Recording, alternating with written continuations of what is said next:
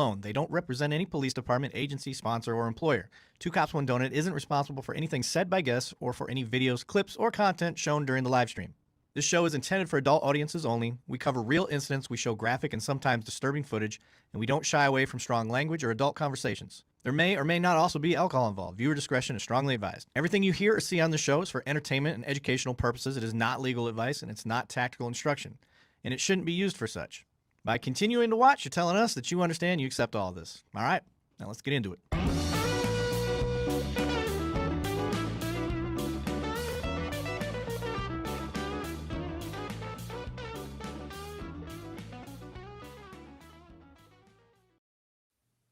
All right, welcome back. I'm your host, Sergeant Erik Lavigne, and my co-host, Banning Sweatland from Two Cops, One Donut.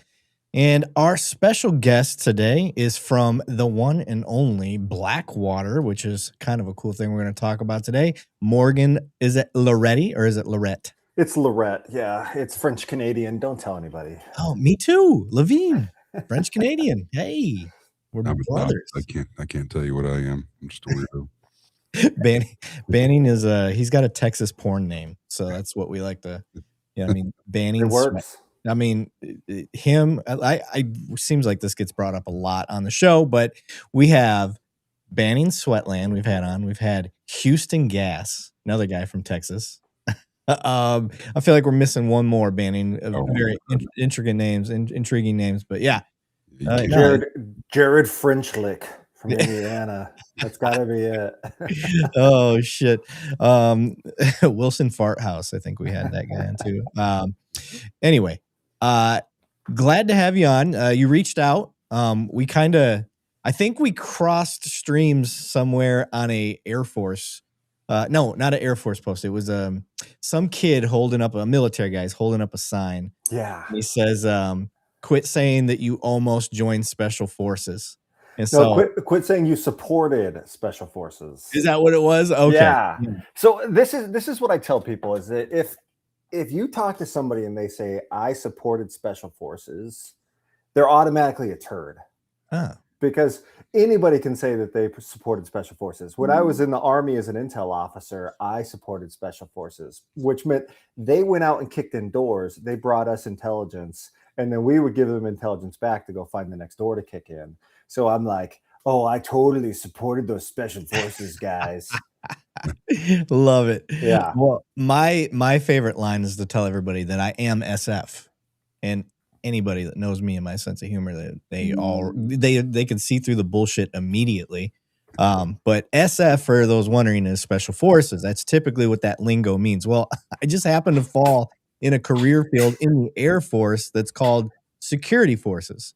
And we wear an SF on our sleeve. It's the real SF. Yeah, it's real SF. You know, and people always ask, like, well, what kind of stuff do you do? I was like, well, basically, I stand at a gate. When you come through, I wave you forward. I make you stop. I grab your ID. I look at both sides. Now I get to use a fancy scanner.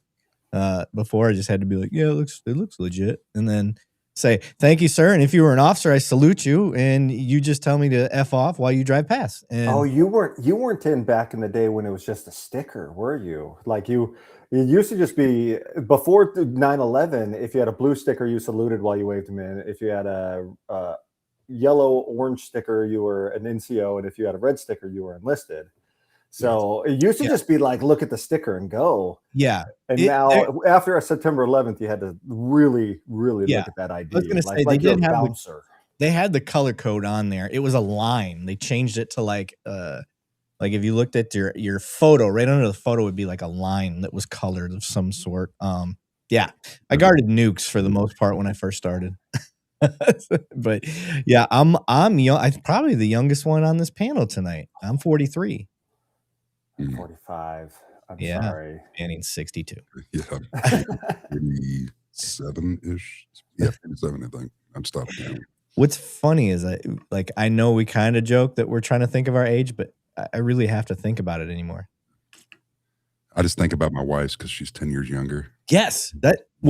My wife is 10 days younger. So yeah, that's how we roll. That's because we have no memory. I have a memory of a goldfish. looking at the chat, I don't up the L rounds says what happened to SP. I loved near Luke Air Force Base. They were SPs, yet security police. Oh, I can actually tell you that. So it was security police, and I was actually out at Luke Air Force Base. So it was security police, and then they had security something else. And they decided to combine the two. So you're no longer security police and then security watch a plane.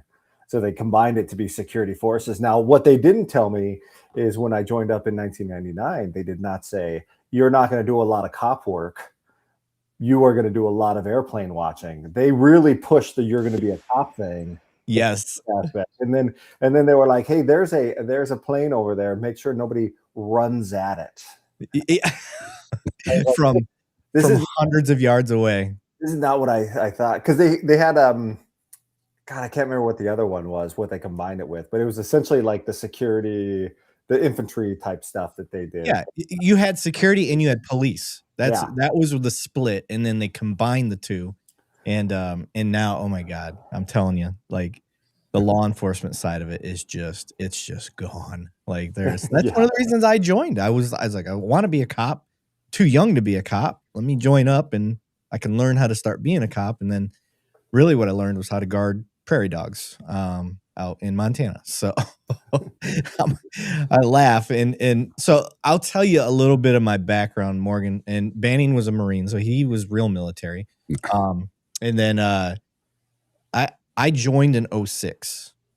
So I joined during a time of war, thinking like, I'm going to get some get back on these fuckers after 9/11 and all that, just like a lot of young kids thought. And I needed something to pay for my college. And so did that, joined, wanted to be a cop. I knew I was going to be a cop when I got out. So I was like, I'll join security forces.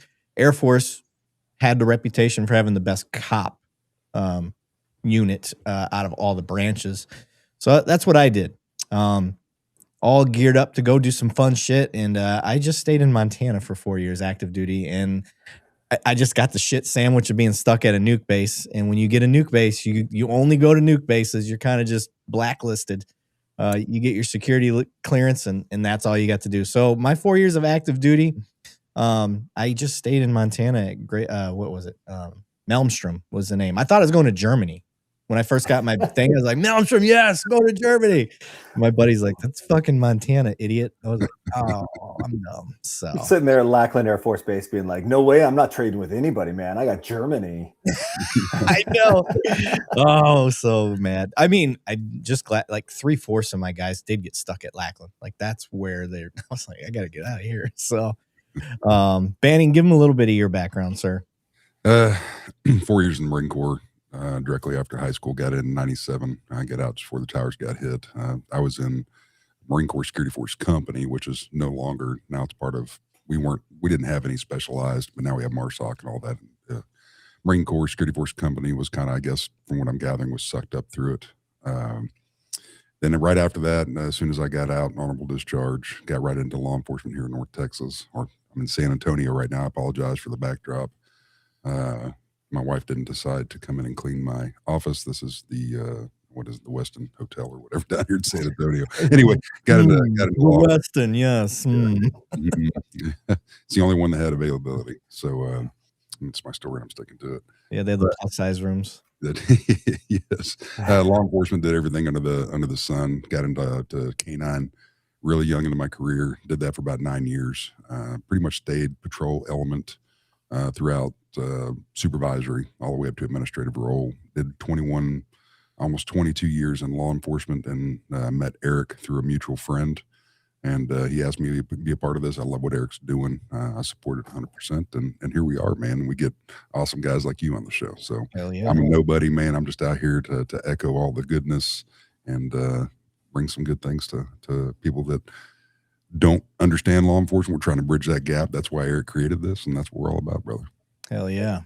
Well, Morgan, our background is nowhere near as fun and exciting as yours. So can you lead off? I want to lead off with, I know we've just been bullshitting for the last 10 minutes, but I like giving people a chance to log on and see what we're doing. We are live on Instagram, TikTok, LinkedIn, Facebook, and YouTube. So everybody that's on any of those platforms other than YouTube, if you really want to get in on the chat, please go over to our YouTube channel, Two Cops, One Donut, and you can chit chat with us. But Morgan, I'm going to leave the floor to you now, sir. Kind of give us your background and what led you into a life of service, if you will, and kind of take the road of your career. My origin story, like Thanos. Yes. So I grew up in a small town in Arizona called Cottonwood, Arizona, and we were just free range kids, man. So, I grew up in a trailer park. It was spectacular. I loved it. The beauty of it is like when you're like the white trash kid, all your friends are the white trash kid too. So like you don't really know that there's rich kids out there until you hit about high school. And my dad is like, well, he was like the biggest abject loser, like in and out of jails and all the other stuff. So somewhere around 17, I was like, I'm going to go the opposite way, man. I'm going to become a cop. And just like you, I was 16 years old. I had to stop smoking weed, which was kind of a bummer. And then I was like, well, I'm going to go become a police officer. I graduated high school, and I was like, well, how do you become a police officer when you're 18? Well, you don't, is the short answer. So I joined the Air National Guard thinking, oh, okay, they'll give me training. They'll give me college. I get through training at Lackland Air Force Base. Still hate that place to this day. Not a fan. And as soon as I got done, like I started getting into college, I was doing a criminal justice degree. I was going to be a cop, man. And then September 11th happened, and they were like, Osama bin Laden has changed your plans, Morgan. And I was like, what a dick. You're right. So I ended up getting activated for 2 straight years. It's funny because it's like it's so much luck of the draw. Like you said, you went to Malmstrom Air Force Base and you were protecting nukes. We were an Air National Guard unit that like they just didn't have the active duty forces, so they started sending National Guard all over the place. So my first pump was to Oman. It was hell. We had a Burger King and we had like a beach. Oh. And there was all these dead jellyfish on the beach every morning. So when we go to the beach, we'd pick them up and throw them at each other and hit them with the boogie boards. I hit my buddy with a jellyfish like right underneath his armpit. It like stung him. It was great, man. It was typical military games. Yeah, the only jellyfish I had were in the bottom of the bathtub. So yeah. So dude, September 11th, I do my first pump, and then they're like, hey, we're getting ready to go into Iraq. We need a team of 13. So I volunteered. We go into Jordan. There's like the super secret base. Now everybody knows we're in Jordan, but we were pushing the SF guys into Jordan, from Jordan and into Iraq. We had like the Predator, the Hellfire and Brimstone Predator drones. And then we went into Iraq during the ground offensive. The first night, like Nazarene is blowing up, like Jessica Lynch had just got kidnapped, and like it was crazy pants. And then 2 days later, dude, it was all over. And I went back to being security forces, where I was like stopping people from driving onto an active runway. Like it was literally just doing gate guard duty. And I was like, is this it? Is this really it, man? Like this is my war. So we finally got let off active duty. My buddy, who was a recon Marine, he was in the National Guard for college money. Became pretty close friends, and he's like, I'm going to go work for this company called Blackwater. And I was like, oh, those guys that just got hanged off the bridge in Iraq. And he's like, yeah, you should come, bro. Yeah. And I was like, it's a good time. I don't think so. Like, I'm not nearly as cool as you. He was a force recon guy out of Okinawa. So he goes to Moyock, North Carolina, and they're like, you guys know anybody else that's dumb enough to do this job? And he's like, my buddy Morgan will do it. So I got a call literally like 3 days after he got there. They're like, hey, Mike says you're good in the pocket. You want to come out? And I was like, I'm security forces. Like, I know it's SF. Don't get me wrong. But it's security forces. And the guy's like, just come on out. You know, if you make it, great. If you don't, not a big deal. And I went out there. It was 2 weeks of training, shoot, move, communicate, PT test. It was all pretty easy stuff. And next thing I know, like my Department of State security clearance came in.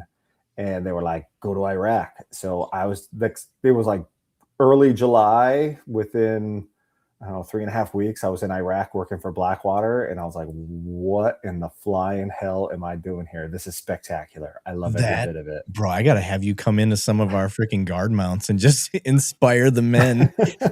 I'm like, he was just one of us, boys. Look what he accomplished. I don't think anybody would believe it. Okay, so Listen, this is every military guy. The first words out of your mouth was, "How much does it pay?" How much were they paying? Yeah. How much were they paying?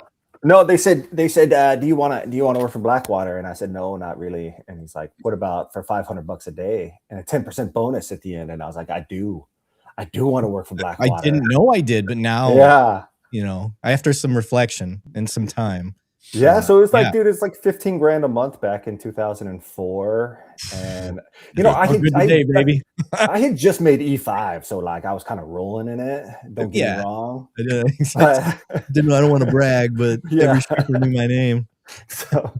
So yeah, and then you got a 10% bonus, and then if you were there for Christmas, you got 3,000. You stay there for Thanksgiving, you got another 3,000. So if you did the whole thing like soup to nuts, and you took 1 month off, it was like 200 grand. Mama. Yeah. So like Trailer Park Morgan was like, I'm rich. I'm rich. Yeah. But dude, it was like, it was just the weirdest. It was like Morgan and all these guys that were like SEALs and SF and like Army Rangers and you name it. And then they're like, oh yeah, we got a security forces guy. I was like, yeah. So he's pretty bad. You go through now. I've been around the block and I've trained in a lot of things. Jiu-jitsu is one of my favorite things that I've trained in. And one of the things that I learned very early in jiu-jitsu and in sports in general, growing up being athletic, when you play around high caliber players, it brings your game up.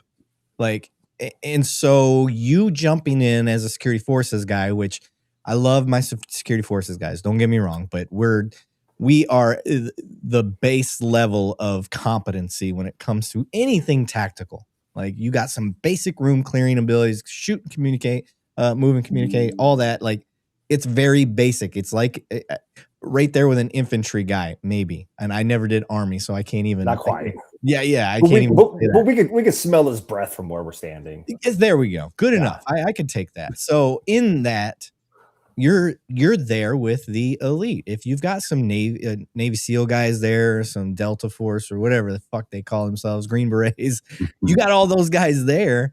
Like, how quickly did it bring your game up before you ever seen anything real? Well, so the crazy part is that I got to go back to a history lesson, but like there was no war pretty much since Vietnam, right? And then you had a little bit of Desert Storm, you had some Panama, you had some Somalia, but for the most part, you had this 20-year gap of guys that had trained and become like the best trained soldiers on the planet. And then they never got their war on. Now, on the one hand, it's like, holy crap, this guy's like a former Ranger, a former SEAL, former SF. But on the other hand, like they didn't stay proficient, right? When you're not shooting all the time, you just kind of, you lose that.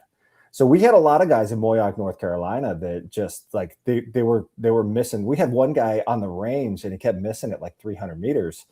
And he's like, I think my weapon's not zeroed. And like the guy gets down behind it, plinks the target 3 times and is like, it's fine, dude. Like, yeah.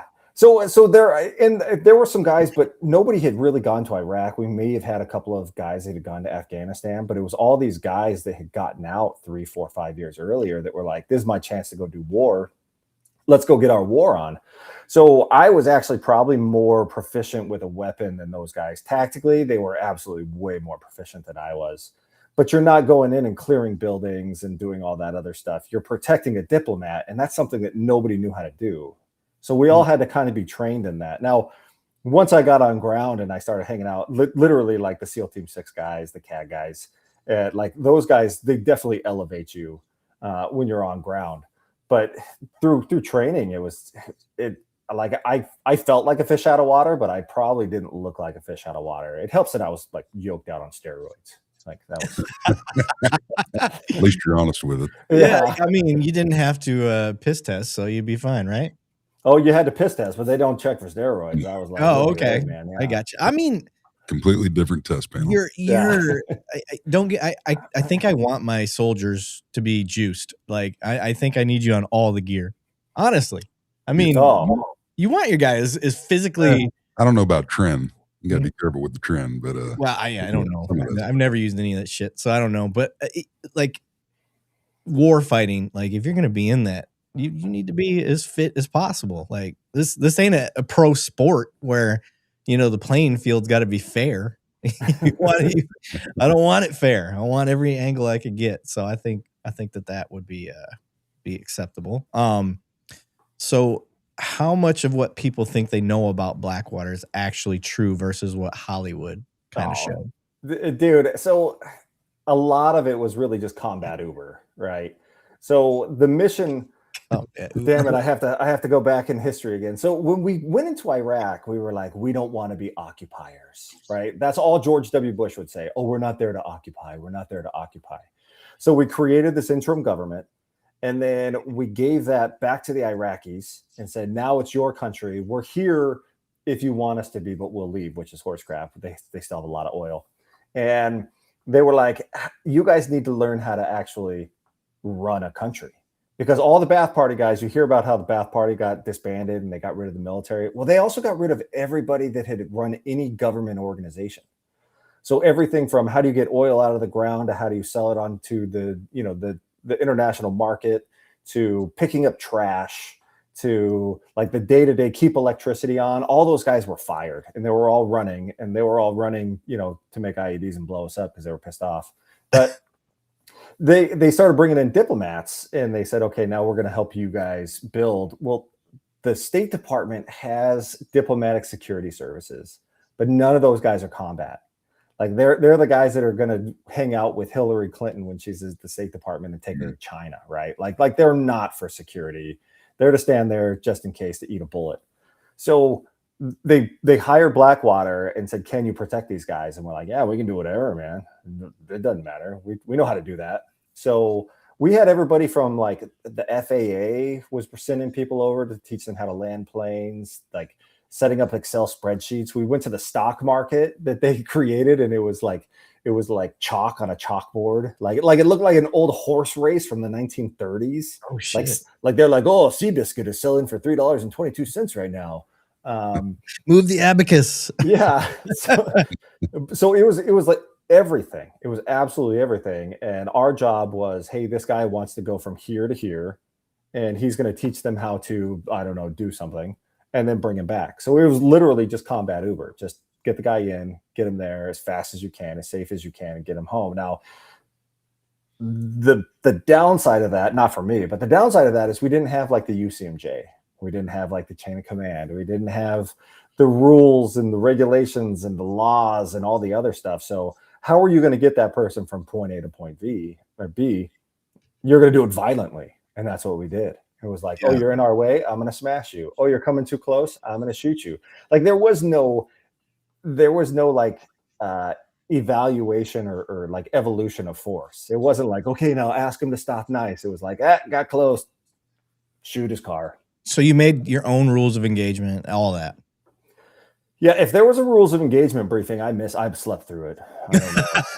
Jesus. Like, but I mean, it was literally like, okay, try not to piss these people off, and you don't want to be a psycho because you want to be able to sleep at night. But yeah, if a car gets too close, car bombs were big in 04, got bigger in 05. It was literally like it was Mad Max. It was the weirdest thing ever. Like having the social mores and the rules of engagement and all those things not apply. It's like, I don't know. It's like an apotheosis. It's like becoming a god in a war zone. And you're like, and then all the military guys think that you're out there hunting Osama bin Laden, and you have to tell them Osama bin Laden's in Pakistan. He's not actually in Iraq.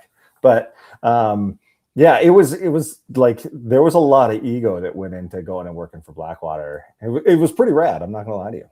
I bet there was a lot of ego. When you got there, like what surprised you the most as you're learning it all? Oh, that everybody at Blackwater in Moyock, North Carolina was full of crap. Just full of crap. Yeah. So I was in the 4th class, which means the 1st and the 2nd class had, maybe there was 40 people on ground ahead of me, maybe 50. All those guys are coming in, and they're like, here's what you do and here's how you do it. And then it occurred to me, you guys just got here like a week and a half ago. Like you have no idea what you're doing either. Yep. And then in Moyock there, they told us, don't worry, we got all this armor and you guys are going to be so safe and it's going to be great. And then they pick us up in a soft skin Peugeot SUV that has like plates welded on the side. They give us an old sweaty vest, like plate carrier vest. That just, dude, it smells like the garbage pits. It smells like you're out there stirring the turds, right? Like it is not good. Give us one round or one magazine, and they were like, put that in your M4, and we're just going to go down the most bombed route in Baghdad. It's not a big deal, guys. So, and I was like, you guys, this was not on the brochure. I didn't sign up for this. You guys told me there was armor. There's no armor, and there was more armor as we went through. But like the first thing was most bombed route, no armor, one magazine. Oh, and if the poop hits the fan, there's like a plate, like a chest plate that's down by you. You could like hold that up by the window and be like, "No, please stop it, please." Yeah. It was just 7.62 doesn't hit that hard. You just hold it there. You'd be fine. Well, you gotta stretch. You gotta make sure your elbows are locked out. Yeah, you gotta lock out. Yeah. And that works for grenades, IEDs, all that stuff. That'd be fine. Yeah. So look, that was the weirdest part. Is usually with the military, you could go over there and there's a plan and people kind of know what they're doing, and it just felt like we were making it up as we went from day one all the way until I left, like 18 months later. Okay, so you did it for about 18 months. Yeah. Okay. Now the whole thing that kind of stemmed this off was that you had said you could tell the difference between former cops and former military guys working at Blackwater. Like, what did you mean by that? So look, security forces, they train you in law enforcement, even though you never use it. But there's an escalation of force, right? Like stop, shout, whatever. I don't even remember. It's like the 5 S's or security forces. Yeah. Don't cross the red line. With the cops that came over, though, they had too many morals. I'm going to be honest. Like they had like way more morality than most of the guys. And these are the cops that weren't like prior service. Most of the prior service cops were just as crazy as we were. But the ones that were like, you had straight law enforcement. Yeah. I want for the audience to understand. You had straight law enforcement, no military background at all. They signed up to do Blackwater. Yeah, because they were like, that sounds like good money. And then they were like, oh, I left my job as a cop and now I don't have any money coming in. Now I have to be on Blackwater forever. But we can get into that later. But The escalation of force is just different. So, we call them tender hearts. They'd be like, oh, why'd you shoot at that car? Oh, from my vantage point, it was coming up. It wasn't coming up. It was slower and you didn't have to. And it was like, dude, military guys are like, blast. It's just time. Blast. Oh, too close? Blast. Yeah. So, and dude, they loved, writing reports and stuff. We had, when I got in the QRF, we kind of had a standing order. Like if nobody saw it happen, it didn't happen. It's not a big deal. Don't bring it up. And then you'd have the cop. We had like one cop, and we ended up shooting. So we're coming out of this like roundabout, and we're taking a left, and this car is coming up on us, and like 3 people engage this car, like it's coming up on us. And then one of those rounds skipped off the ground and hit an IP, but we just drove off because we had no idea. But somebody in the back was like, who shot the Iraqi policeman? And we're like, meh? And he's like, no, seriously, like somebody shot the Iraqi policeman. And we're like, well, he shouldn't have been standing there, bro. And he wanted to have this big drawn out conversation and do a report on it and everything else. And we're like, no, that's not how this works, bro. Like it's a war zone. Yeah. It's a war zone. It's different. It is different. I can tell you the difference of law enforcement that went over. Great morals, go over there. They want to make some extra money for their kids, 2 young kids at the house. They put it aside. They'd spend maybe 2 to 4 years total as a contractor over there throughout the changes of triple canopy, everything else. And then they come back and then they resume a patrol position, and you almost have to retrain. Because what they're exposed to over there versus here in the United States, holy shit.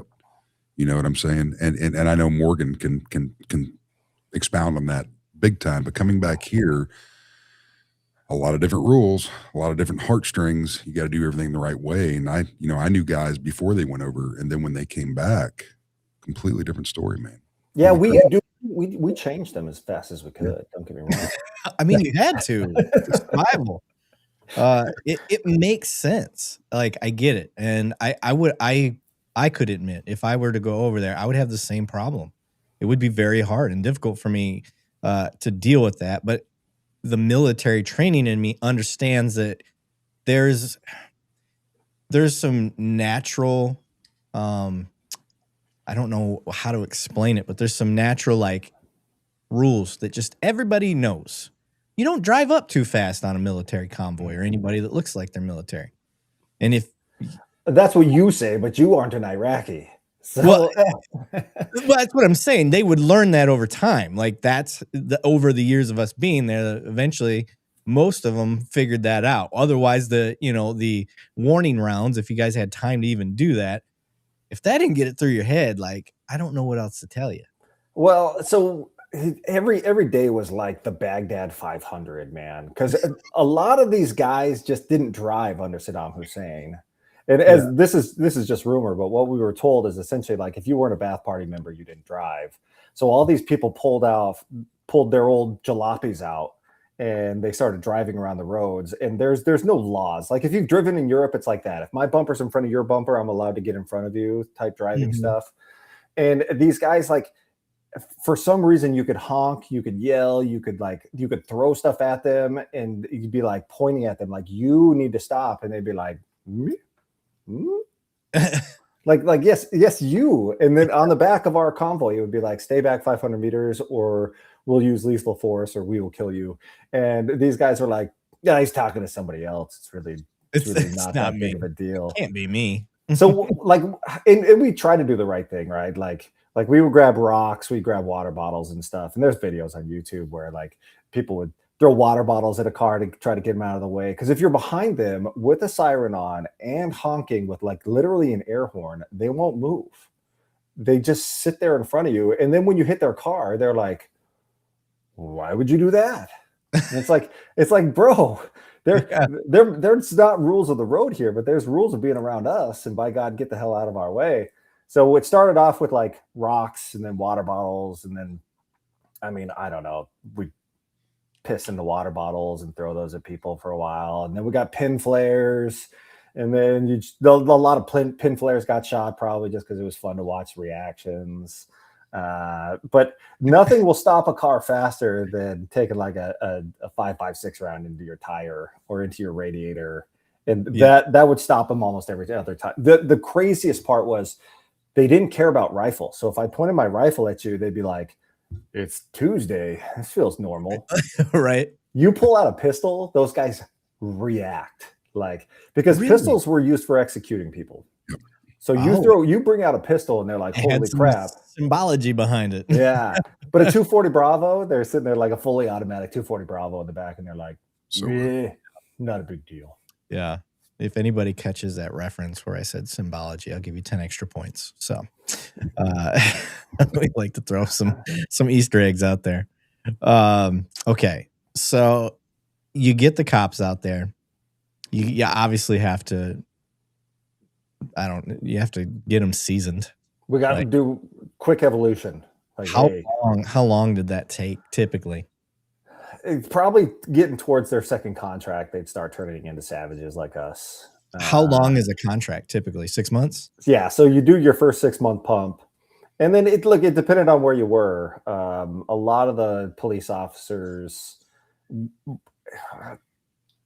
I don't know if this is factually accurate, but it felt like a lot of the police officers went to the places that were like not right under the flagpole. They weren't the green zone, right? It was Kirkuk, it was Al Hilla, it was some of these other places where if it was Ramadi, Fallujah, those guys, those were all just former pipe hitters.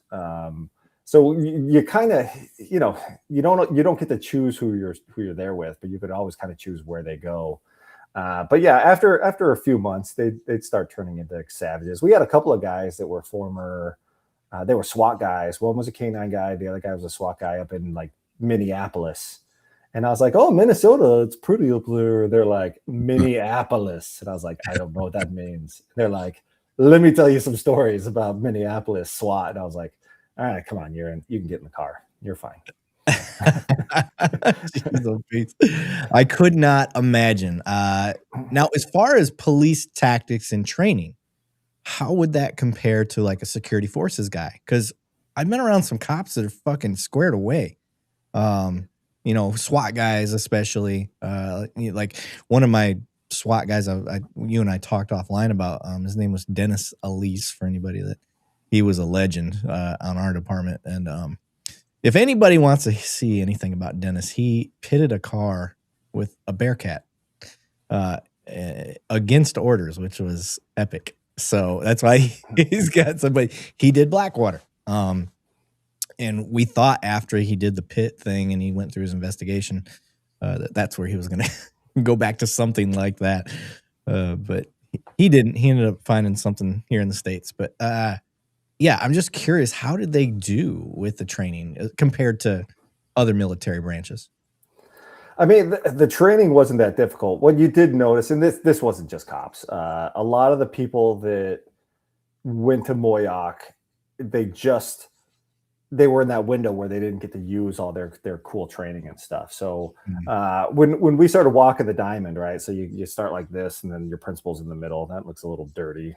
I was going to say, easy now. Keep showing me what you got there, sir. So the principal's in the middle, and then you post up two guys at the door, and then one guy goes up there with the principal, and we had this training exercise where I was outside the door. And they were like, the principal's been kidnapped. So I'm like not the closest guy to the door. There's two older guys that were former Army Rangers. And they like in training, their eyes got big and they were like, ugh! And it was me and this other recon guy.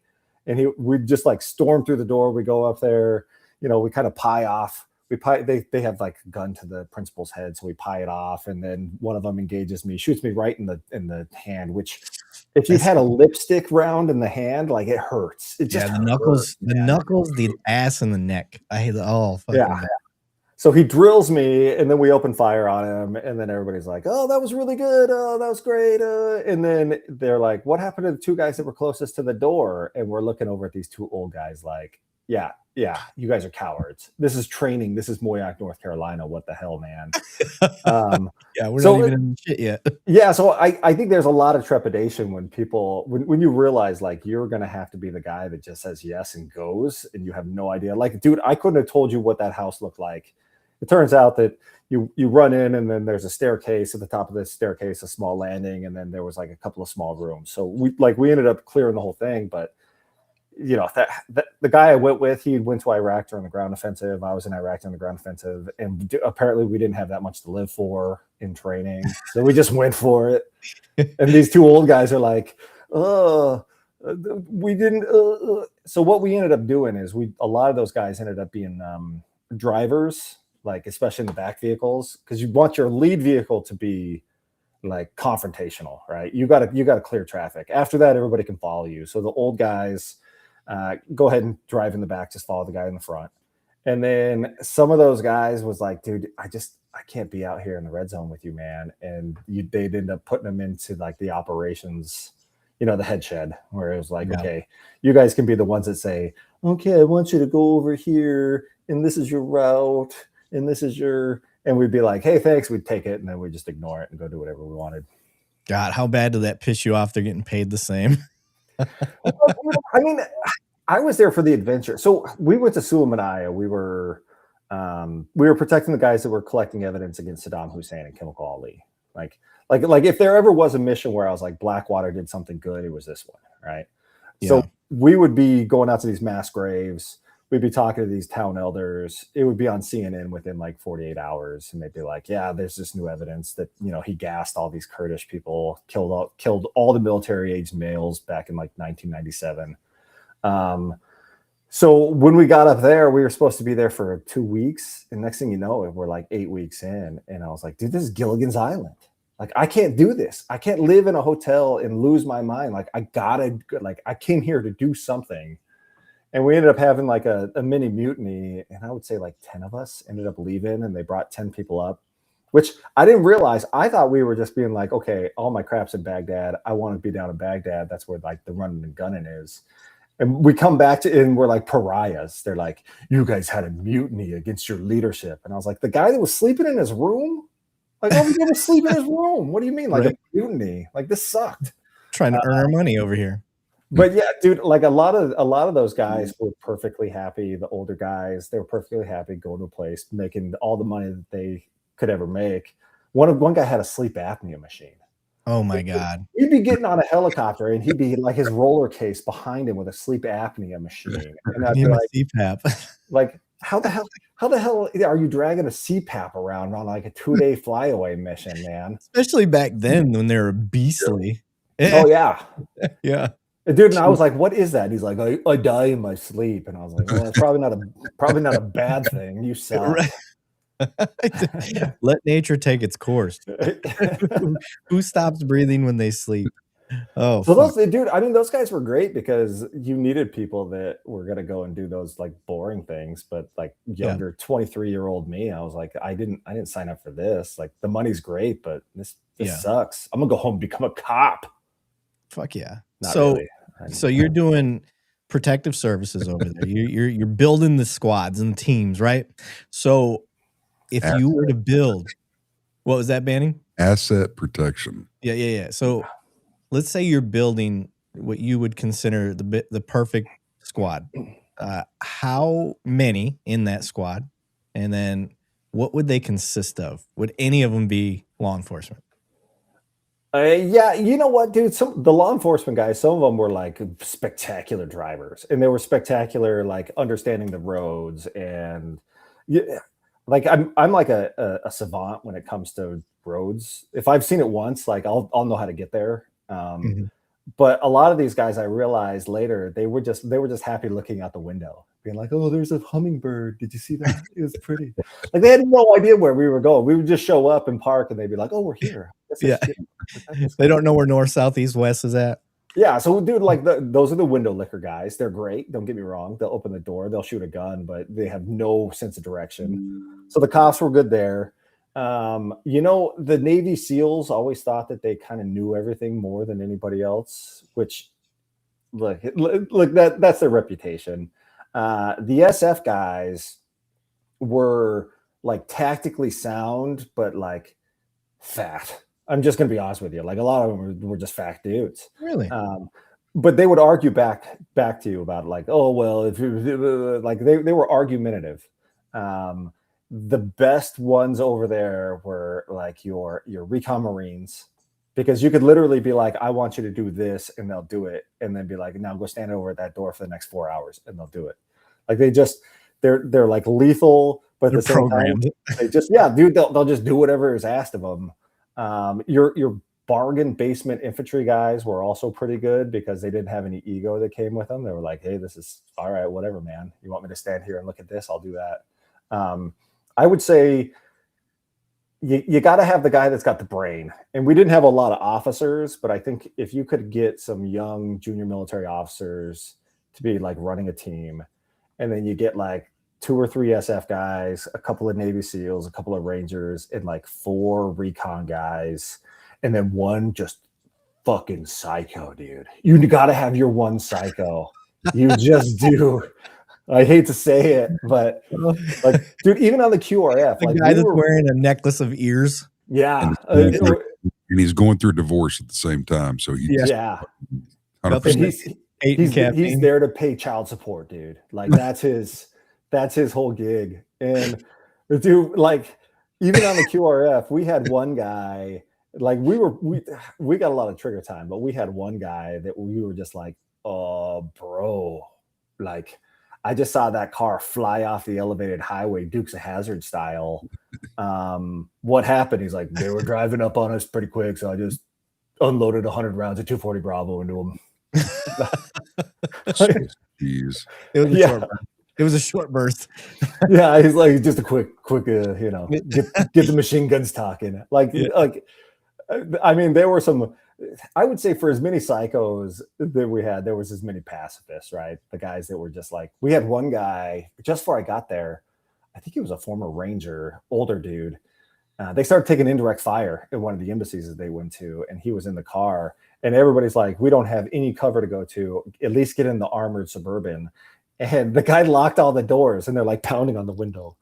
Oh, bro, let me in. And he's like, so he was in the head shed. He was the guy that handed out ammo after that. But yeah, dude, like for every psycho, there was probably the same amount of people that would just like freeze up, and you're like, dude, how the hell did you get here?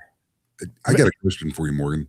So when you were over there, let's say the first 6 month stint you did over there, how many active military units did you guys run into? So I understand you guys. I mean, I know it's a lot, but what I'm asking is how did the active guys treat y'all as you came through? Usually, you guys were running quicker on your missions that you were doing, from my understanding. Okay, I've never done it. I was in during peacetime, during the late 90s. I got out just before the towers got hit. But what were the active guys' MO treating you as you guys came through? Was it respect, or was it let these guys go through because holy shit, we don't want the magnification? I mean, how was that? This is a lot. There's a lot that goes into this. So like the guys on the base all thought that we were like CAG, right? Because we got our beards, we got long hair, we're wearing our hats, and we're flying in little bird helicopters. Yeah. Can you explain to people what CAG is? The CAG is like the Army Special Forces, special, super duper special forces. Like they're the next step up from SF and the Army side, or Dev Gru is SEAL Team 6. So everybody thought that we were out there like hunting bad guys. And I remember I had to go. We had to protect Michael Bolton, John Bolton. It was John Bolton. I always get him mixed up because so John Bolton is like the ambassador to the UN or something, and I thought it was Michael Bolton. Like we were protecting the saxophone player, right? Yeah, yeah. And we get over there, and I was like, "Where's the saxophone? Like, where's the USO tour? Like, what's going on?" And they were like, "No, it's John Bolton. He's very important and stuff." But dude, I'm hungover as heck, and I fly into these little birds, and this I think it was an E3, was like, "Hey, how's the hunting?" And I was like, "Dude, I'm too hungover for this right now. Do you have Gatorade?" And he's like, "Yeah, I get it. Like, but how's the hunting?" And I was like, "I protect diplomats. I'm here to protect a saxophone player, man. And like last night was pretty rough." And he's like, "But how's the hunting?" And I was like, "Dude, it's good. The hunting is fine. It's great. We love to hunt.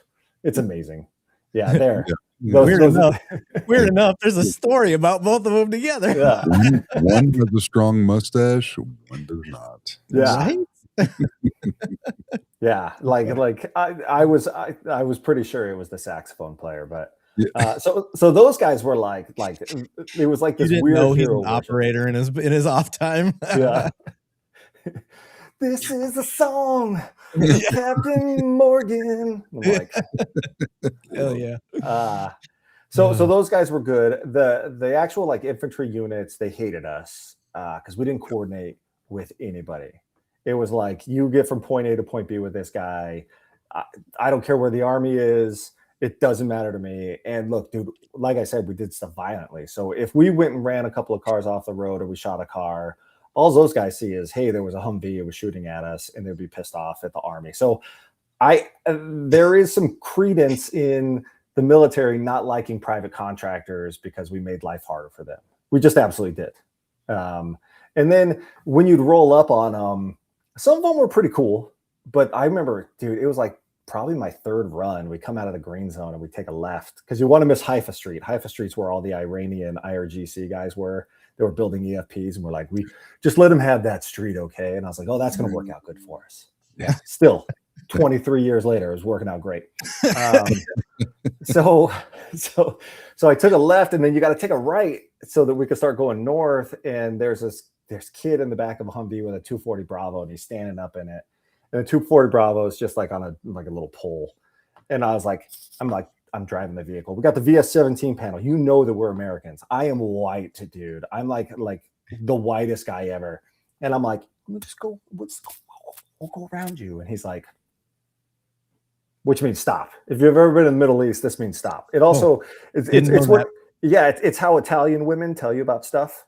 but it also means stop. It's the pasta. It's stop. Yeah. Like the prairie dogs where I was at, they didn't do that. So yeah.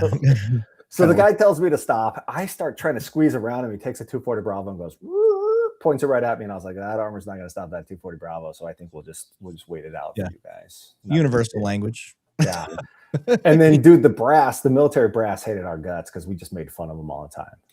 Right. You're not in the chain. I was walking into the U.S. Embassy, and I think Iraq won a soccer game or something. Who knows? But there's all these tracers in the air, and you guys know it's like a tracer is 3-to-1, 4-to-1, depending on how you have it set up. Right. And I'm just walking to go get some food, and this lieutenant colonel sitting there, and he's got his body armor on and his helmet. He looks like freaking Super Mario turtle, like all turtled in. And he's like, "Where's your armor, son? It's raining lead out here." And I looked up. Like it's a fucking movie. Yeah. And I was like, "What are you talking about?" And he's like, what did he say? He said something like, "It's kind of crazy that they're shooting at us and we're just standing here watching it." And dude, I just laughed in his face. And I was like, "Whatever, dude." And I walked past, and he was like, I don't think he'd been called dude in a long time. Yeah. He was not ready for that. Oh my God. You must have played that up every chance you got. Yeah. I would have. I would have. I'm like, whatever you say, chief. It's captain. Fuck ever. Whatever you say, fella. I'm a colonel. I'm a GS-15E if you go on and get all snooty with me. All right, bro. Right? Oh man. The money difference is the amazing thing. Okay. Honestly, I'd like kind of to get back to it. It really depended on the unit, right? But I will say, when I went back as an Army intelligence officer, huge mistake. I shouldn't have joined the Army after Blackwater. But they sent me to Army after the Air Force. Oh, well, I'll tell you in just a second. But rookie I walked into our chow hall at this tiny JSS, which is where Saddam Hussein got hanged. Literally the same JSS that we used to take evidence for the hanging of Saddam Hussein and Kim Ali. And I'm up there making a third of the money as a first lieutenant, and I'm pissed off all the time. And I walk in the chow hall, and there's all these PMCs, and I was like, "Well, nice of them to let us know they're in our AO." Like, ugh. And then I was like, "Oh, that was me." Yeah, never mind. You guys are fine. Did you forget where you came from? Yeah, I was like, that's funny. So for any of the cops watching this and wondering, like, should I ever leave policing to go and do the contracting overseas? Like, what would you tell them? So I got a buddy. He's a cop. And he had a really cool department where they would say, "Okay, you can go do 3 months," and he'd give him like a leave of absence. He'd go do 3 months. He'd come back. He did that for years. Like it was like 3 months once a year. He was fine. His police department was cool with it. If that's what you're doing, that's the only way to do it. Because here's the thing: is that the second that I left Iraq, there was no paycheck. There was no money. There was no nothing. There's no long-term benefits. There's no retirement. There's no nothing, man. Just that's a straight cash gig. Yeah. So like, and I tell people in the military the same thing. Like, if you're going to go over there and you're going to do it for 3 or 4 years to make enough money to either like retire or pay your house off, and you got something going on afterwards, go do it. But if you're just going over there being like, "Oh, the money's like," dude, the money's like, dude, it's like the dragon. It's like an addiction. Like, I'm not gonna lie to you. Well, that and the adrenaline's pretty fun too. It's like heroin. It's like, it's like, dude, you're wanting it, man. But if you don't want to do it for like the next 10 to 15 years, don't start, because when you come home, the first thing that's going to happen is you're going to get bored, because where are all your buddies at? They're overseas. Still over there operating. all your buddies are there. And then you come home and it's just you, right? It's not like you, like with the military, you go over as a unit, you come back as a unit. Like, that's not how it works. It's just you with your thoughts. And those are scary, dude. Believe me. That and the contracts right now are a lot lower than what they were, meaning what everything costs now. They're much lower than what they were right after 9/11, correct? Yeah, the money's not there. I think the contract now for the Baghdad gig is right around the same pay as it was for me, a little bit less. But if you did inflation adjustment, my contract was like $940 a day, and they're making $475, $500. So the money's not there. But dude, there's other contracts out there. when I was at Blackwater, my buddy's like, same guy that got me into Blackwater, like, dude, I heard about a contract in Africa running diamonds. It's $1,500 a day. Let's do it. And I was like, okay, there's a certain level of crazy that even I can't deal with. Running diamonds in Africa is there. Like you found it. Yeah. So, dude, I mean, there are contracts out there that'll pay you $1,000, $1,500 a day. But you're getting paid for how dangerous they are. And if you got kids, like, look, if you're single, you're 23, 24, 25, go do it if you want. Nobody told me Blackwater was going to have the worst reputation on the planet and that I wouldn't be able to put it on my resume, or else I probably would have taken that into account too. But like, there's a difference between, and I wrote an article about this, there's a difference between having to go back and wanting to go back. So if I had to do it over again, I would say, look, I want to have $200,000 in the bank. I want to have enough money on top of that to pay for college, and then I'm out. And then if I got to that goal, I'd be able to say, okay, I want to keep going back. Now me, I was like, don't worry, I need that Land Rover. I need to go blow all my money in Vegas. Like, let me blow all my cash. So, dude, like, I had to go back after my first contract. Right. So if you're just getting into the game, you got to set that goal. And if you don't set that goal with your money too. So, I mean, there's a lot of guys, and I know you know it, I'm preaching to the choir, but for the people that are watching and don't understand about it, there's a lot of guys that got in it. They weren't used to that influx of money, and their family that was at home was getting that influx of money, and they started living within the means of the money that was coming in. And that's natural human nature. And that's what people need to understand is, so, okay, we're going to go get a platinum truck. We're going to get this, we're going to get a little bit bigger house. And then, you know, you're looking at a $1,600 mortgage payment, maybe a couple $1,500 vehicles. And it's like, where's this going at? And that was a lot of the dudes that got out of the military or they got recruited in law enforcement that went over there. It's this huge influx of money, and they immediately adjusted. And then you're still in the same spot that you were in before. Yeah, and then your wife took your two kids and started hanging out with a guy named Jerry. Like, and now you're paying child support to Jerry that doesn't want to work. Like, dude, the horror stories are bad. Like, because when I got there, I think a lot of people made the assumption that it was tax-free, like the military, and it's not. IRS. So, you got taxed on the money you made over there. So it's weird. If you do 330 days out of 365, then your first 85,000. This was back when I was there. So your first 85,000 is tax-free. So then you're only paying on $120,000. Now, a lot of the guys didn't spend that time, and then absolutely didn't pay Uncle Cheddar. So I know guys that are, $200,000, $300,000, $400,000 in debt because they did it for 10 or 15 years. And the IRS never forgets. It's like a military. It's like an ex-wife, dude. Never forgets. So those guys are still like, dude, there's guys in the game. They were at the Gaza contract.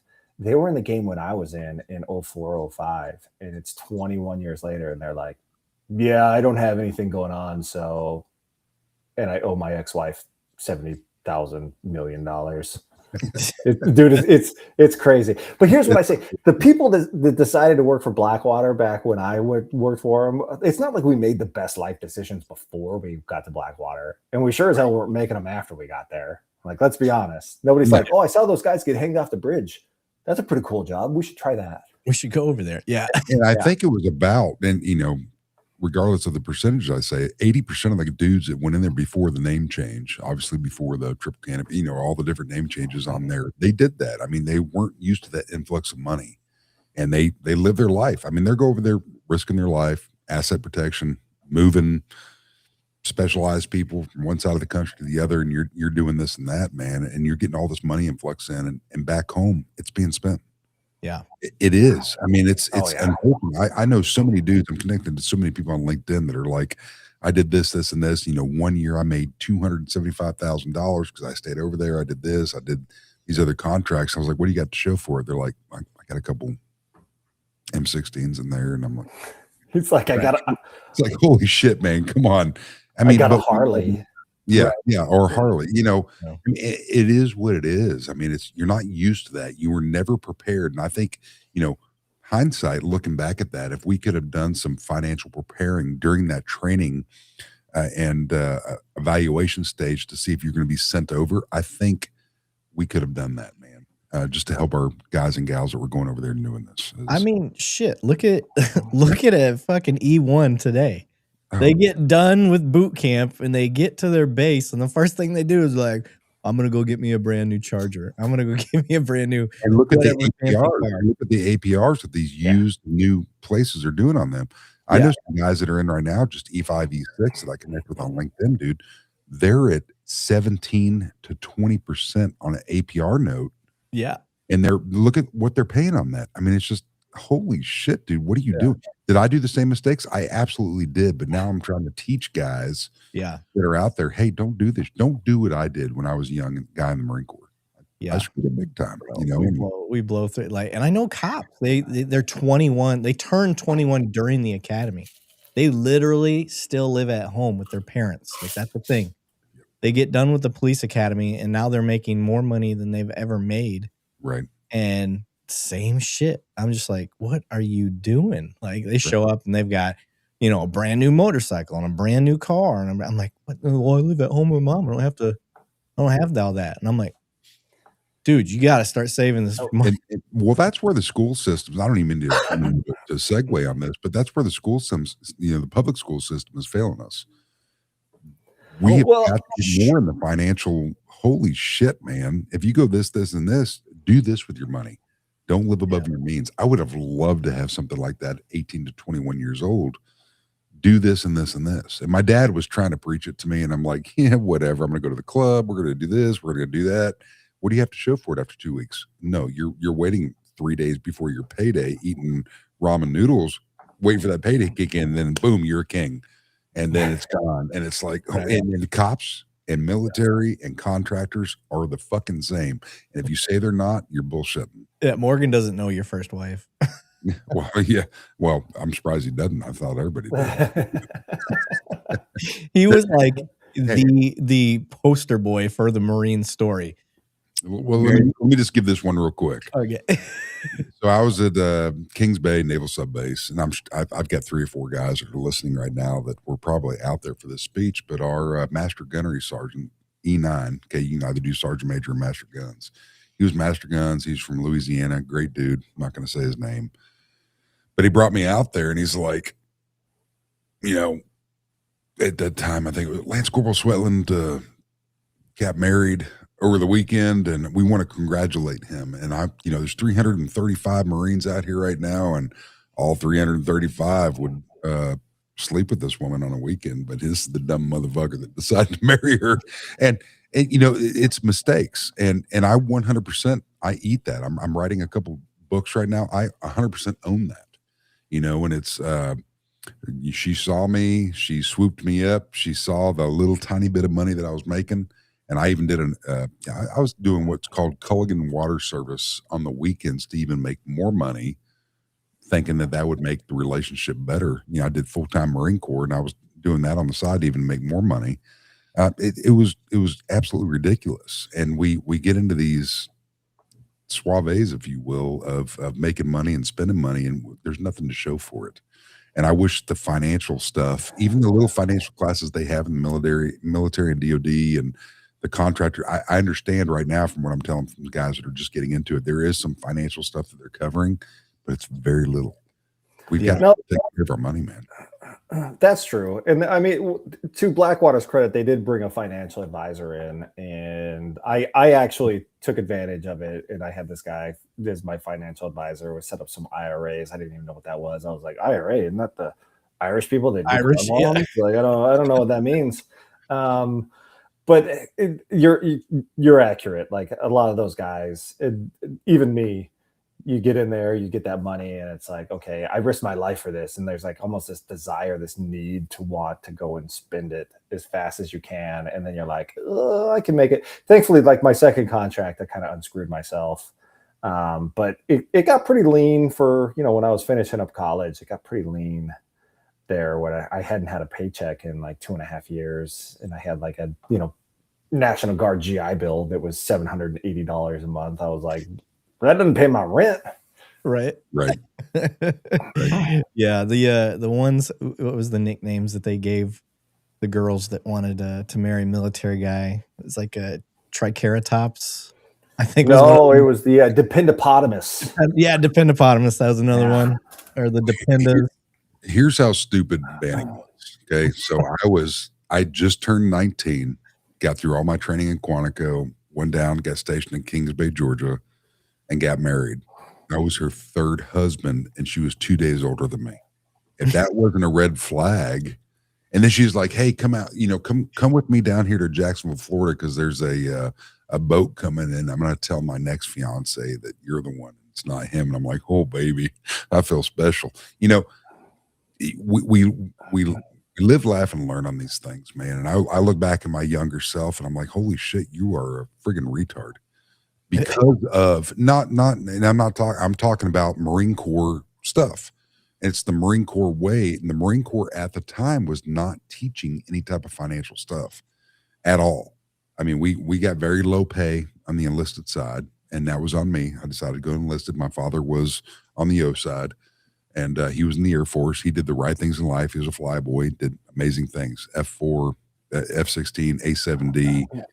Guy got to fly a whole bunch of things. But me, I decided to go enlisted, and I did not listen to any type of financial planning, the very little that I heard. And I went out there and I thought I knew everything. And when I got out of the military, I had nothing. Yeah. Shout out to a donut shop. He's in the house. He's saying, "Yo, Morgan and the boys." What's up, brother? We gotta have a 3-way one time, but not kinky, just like extra kinky. Depends on how much they want to pay in the chat. I mean, you guys pay some money in the chat. There's no shame in our game. So, okay, this question was shot in, and people want to know. You kind of touched on it earlier, but like, what gear were you carrying when you first started versus the gear that you earned your way up, like when you were at your peak operating? Dude, the gear that they gave us was absolute garbage. I mean, it was trash. It was whatever the State Department made them do. So you had a plate carrier group. They had a plate in the front, plate in the back, and then it was just like a bandolier essentially that went in the front where you keep your magazines. So I think it could hold 10, but one was for a radio, so you'd hold 8. There's some early pictures of me that actually has that one on it. And then this is the beauty of working overseas, is this guy like upgraded his stuff. He's got all junk drunk and was like, "I need that new $800 kit." So I looked at him and was like, "Dude, that kit that you're wearing right there, that looks tasty. I'll give you $50 for it." And the guy's like, "Done." So really? Yeah. I had like a Nighthawk. I had a Nighthawk vest. It would do 12. It would do 12 mags. One was for a radio, so I could rock 10.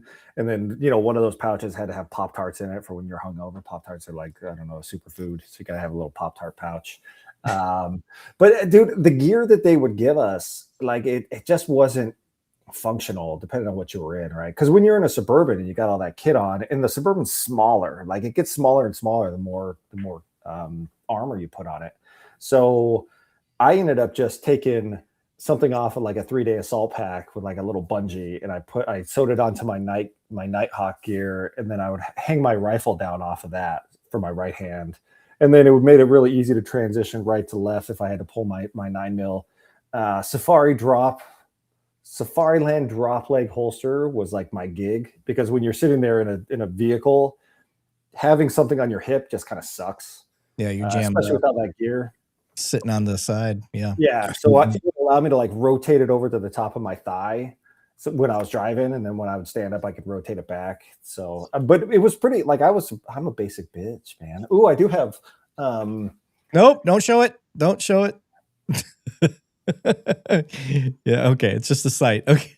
Just making sure. You got to be careful when we're on live streams, because you can't show certain things. No, it's like one of the original Seymour sites. This was the only thing I spent money on. It was like $550, and it was got an open reticle, so you could keep both eyes open. Like with the ACOGs, you gotta squint your eye like a pirate. So yeah, the Seymour site was the only thing I really spent cash on. But dude, and the gear was all over the place, right? We had like the dragon, what they call it, the dragon skin gear that had like little pieces of metal that overlapped like dragon skin. Turns out it looked like scales. Yeah, and people kept dying in it, so they got sued. And now they're in business. Really? Yeah, it was not very good, but it cost you, it put you $3,000-$4,000 back. So I do like for me, I'm just like a basic guy, and we had guys that would like drive around with tourniquets on their arms and on their legs. They had a lot more to live for than I did, apparently. Like come on, dude! Like you look like a dipstick. Like that's why you have tourniquets.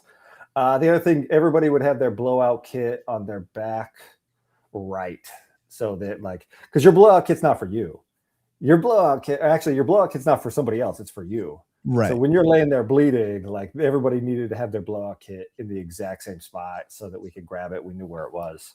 Yeah. But other than that, man, it was like I was pretty basic. There was nothing crazy. Then 249, I never did the 240, but I always had the 249 with like the 100 round drum that's made of mesh, so you could just touch it. They called it the nutsack. It was great.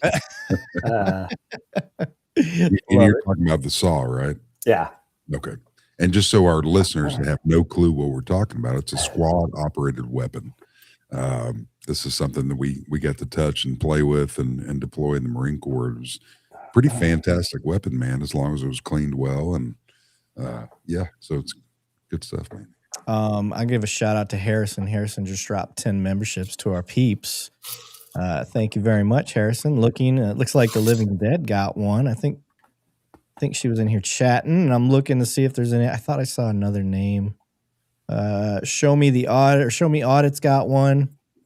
He's always in here chit chatting. So shout out to him. And then Rumble got himself one. I saw Donut seems to know Rumble, so apparently they're boys.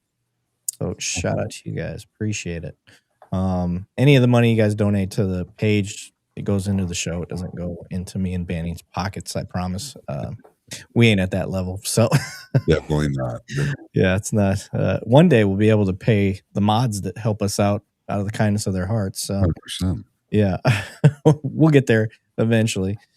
You did mention something earlier, Morgan, that I know a lot of our listeners are going to love. You mentioned having a Marine on the team, if you could make your perfect team. And a lot of our guys are Marines. One of our mods is former Marine, Marine blood. Then we got Mr. Billfold, also prior Marine. What do you guys call yourselves? Former a Marine? I don't know. Former. You have former. Oh yeah, no, you still have to be a Marine, Scott. Yeah, they don't like to say not ex. Not ex-Marine. I catch myself because in the late 90s, early 2000s, they're like, it's okay to say former. I'm like, okay, cool, it's former, because you're not actively enlisted at the time. But now it's just like once a Marine, always a Marine. I'm like, motherfucker, I am damn near 300 pounds, a little over 6 feet tall. I'm definitely not fit for duty right now. So I was former. Right. They're like, oh, former Marine, and it is what it is, man. Yeah. Marine. Harrison said, so I'd be paying myself because he helps mod. Yeah. He's right. I'm pretty sure the mods can see about how much we make a month on here. It doesn't even cover the bills. No. So I probably drop about, I don't know, almost 1,300 a month on this show. Jesus. I know. He does. Yeah. I do. I put a lot of money into this fucking thing. Hey, maybe one day it will pay itself. We'll see. Every once in a while it does all right. So okay. Next question. So we got through the gear. Somebody sent this one in. Did you ever have a moment where you thought, I'm probably not gonna make it home over there? Oh yeah, dude.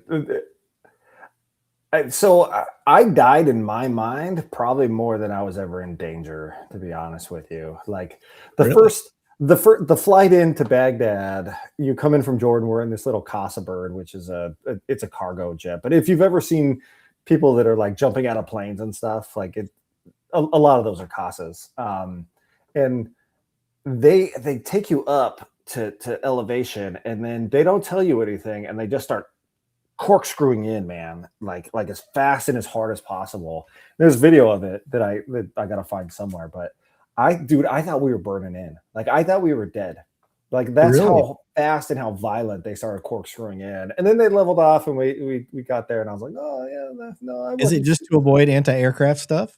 Yeah, so if you come in straight, man, you're a tasty target for like an RPG. Like they know your path. If you corkscrew in, they don't know your path until you're finally like almost right at the like tarmac, and then you level out and you land. So that was the first time I thought I was going to die.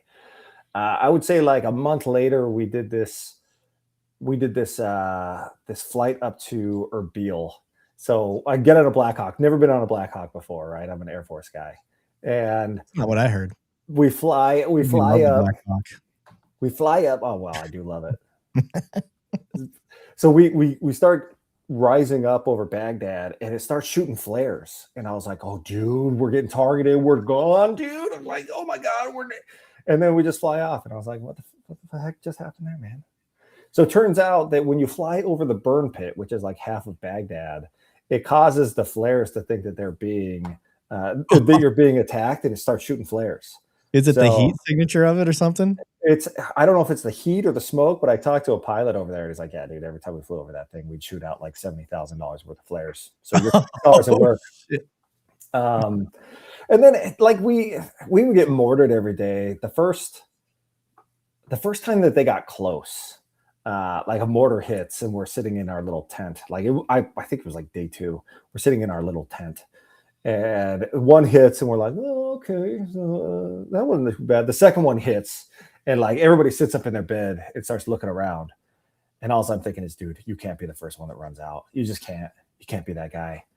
The third one hits, shakes the tent, like you can feel the percussion, like kind of mush your guts, and it was close. And this guy like leaps off his bed and runs out the tent to like the bunker, and everybody's like, "Pussy," and then we all ran after him because you just didn't want to be the first one, man. But the thing is that I just didn't live like that, right? I didn't live thinking, "Oh, this could have happened." You know, we got shot at, but it wasn't like they were shooting at Morgan. It just wasn't one of those things where like I took it personal. So you could be driving on a route one day, and then the next day a car bomb blows up and it took out something, or we got hit by an IED or an EFP in Ramadi. Like it was just such luck of the draw. And I guess I'm lucky that I just never really thought about it like that. Yeah. I remember them in training. They were, because we had some pre-deployment training stuff where we never ended up going anywhere, but they were talking about this one particular IED that would be like some sort of liquid metal, and it would go through the MRAPs, and then it would fuck you up inside. And nothing you could do about it.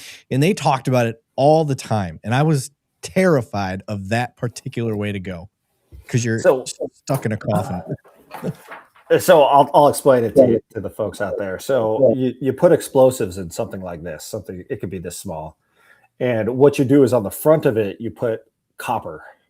You put like a malleable metal on the front. So your explosives on the back, this whole area of explosives, what it does is it takes that piece of copper and it pushes it out through the middle, and it forms a projectile, or like a bullet essentially. And it's going so fast and it's so hot that it'll go through any armor that you have. So yeah, the EFPs, that's what the Iranians were doing on Haifa Street. And they're terrifying, don't get me wrong. But if I sat there and I worried about every time I drove past like a piece of garbage that it was an EFP, like I wouldn't have made it, man. Yeah. That's why listen, guys, everybody out there listening, I say this in law enforcement. You got guys that are geared for SWAT. Like that, they have the mentality for that. I don't have it. Young me, in my early 20s, probably thought I had it. But I didn't do it, so I can't say for sure. I would have done it. I tried it at least. And I might have got there and said, "You know what? This ain't it." But you need guys that have that mindset. Just like you said, you need psychos. You got to have the guys that want to do that stuff, because the ones that are there, like especially in SWAT, that are just there for the tab to say the rocker, to say SWAT, like that's not the guy. You need somebody that's about the team. And being just a part of the team, and not so much about saying that they're SWAT. And that goes for a lot of stuff. So you're right. if you worried about that shit, probably not the job for you. Yeah. Me personally, I would have been fucking freaked out about that in the camel spiders. So No, those those were the worst. I'll be honest with you. Those are they're just menaces, man. they look like aliens. So we found out in Oman that they had a bunch of camel spiders. They'll chase you. And you're like, dude, why is this thing chasing you? Well, it's not actually chasing you. It's trying to stay in your shadow. Yeah. And as you move, it's like, there goes my shadow. My nice, cool shadow. I'm going after it. So you're like running away from this camel spider that's like this big. You could probably stomp on it. And you're like, it's coming at me, bro. Right. Yeah, fuck. I would have ran. No, thank you. And it turns out they're not even actually spiders. There's something else, but yeah, they're still freaky looking. I don't know if anybody. They are terrifying looking. Yeah. And then, so were you ever a part of any of the animal cage fighting over there that I heard so much about? I heard they put like scorpions and camel spiders against each other. Y'all are over there betting and shit. Dude, but it's not that fun. So yes, that's the short answer. I'm like the guy that's admitting to watching cockfighting right now. So we had this tank in Oman, and I think it was the 5th deadliest venomous snake. There was 2 of them that were in this big tank. It's like 50-gallon tank. In the world? Yeah. So who knows who picked these up? But you could walk into this little headquarters area. It's like a 50-gallon tank. They got the snake, and we'd bring in camel spiders, and they'd have like the big, huge scorpions. And we'd drop a camel spider in there. We'd be like, "It's on, dude! It's on, ooh, dude!" And the camel spider's like coming up on it, trying to figure out what's going on. And the scorpion's just sitting there. They don't care, dude. The camel spider, we're like, dude, it's going to jump. It's going to happen any second. And it gets too close, and the scorpion goes, thunk. Done, dude. Yeah. Game over. Yeah, it was like so anticlimactic. It was like, dude, that's boring. Well, I mean, you were over there pre-cell phone, like smartphone, right? Oh yeah. So, yeah. Imagine going over there today. Probably wouldn't be nearly as bad with all the tech. We finally, Skype had just come out, so that helped a little bit. Skype. There was Vonage had come out, but we didn't have enough internet to be able to really use it very often. So I still had like the cell phone that I bought the little cards for, and if you called past like 9 p.m., it was only like 40 cents a minute instead of like $3 per minute. Right. So. But yeah, when I got back in 2009, Skype was available. Skype was like pretty easy to get. So it is a lot better keeping like close to your family. That said, like, dude, you try to get bandwidth in a military base with a bunch of young GIs is not the easiest thing to do because they're all just trying to look at porn. Yeah, they are just all on whatever site they can get on. Yeah, I can't even remember what they used to be back then. Okay, so somebody sent in with a such a weird request. I like giving our listeners the chance to throw their questions up here and stuff. So one that I got in a private message off of TikTok says, they want a lightning round. Okay, so I'm going to ask you these questions, and you just answer them as fast as you can. All right. Okay. All right. Favorite rifle? Oh, M4. You shoot what you're used to. Okay. Best piece of gear you've ever carried? Definitely the Seymour sight that I had. Okay. Worst piece of gear? Oh, worst piece of gear. Uh-oh. Dude, Some brands. Yeah, listening. Dude, the gear back between 04 and 09 was so much different. Like if I look at the gear that I had in 04, it was pretty good. When I went back in 09, like that stuff was just on a whole different level. So pretty much anything, the LBVs that they gave you in security forces, I took that into the ground offensive. Worst piece of gear ever. Just absolute trash. Okay. Yeah. Fair enough. Most overrated tactical trend. CQB by far, dude. Like, dude, who are you really gonna go into a building and be like, I better pie off this door? Oh, you're just gonna go in and be like, hey, you got some pie? All right. You kind of already answered this one earlier. Better driver, cop or military? Yes, I would take cop over military. This is my favorite question. Coffee or rip it? Oh, dude, I didn't drink either one of those when I was overseas, but No? I didn't drink coffee at all. I did have a few rippets. Okay. You can buy them at like the dollar store now, dude. You can buy them at the dollar store. Yeah. They're good. Worst and best MRE. Best MRE is always Chili Mac. Worst was between the 5 Fingers of Death and the they had an omelet, like the omelet. Yeah. Oh, it was so bad. That's what I was thinking too. Anything egg? No, thank you. What one movie gets the closest to Iraq in reality?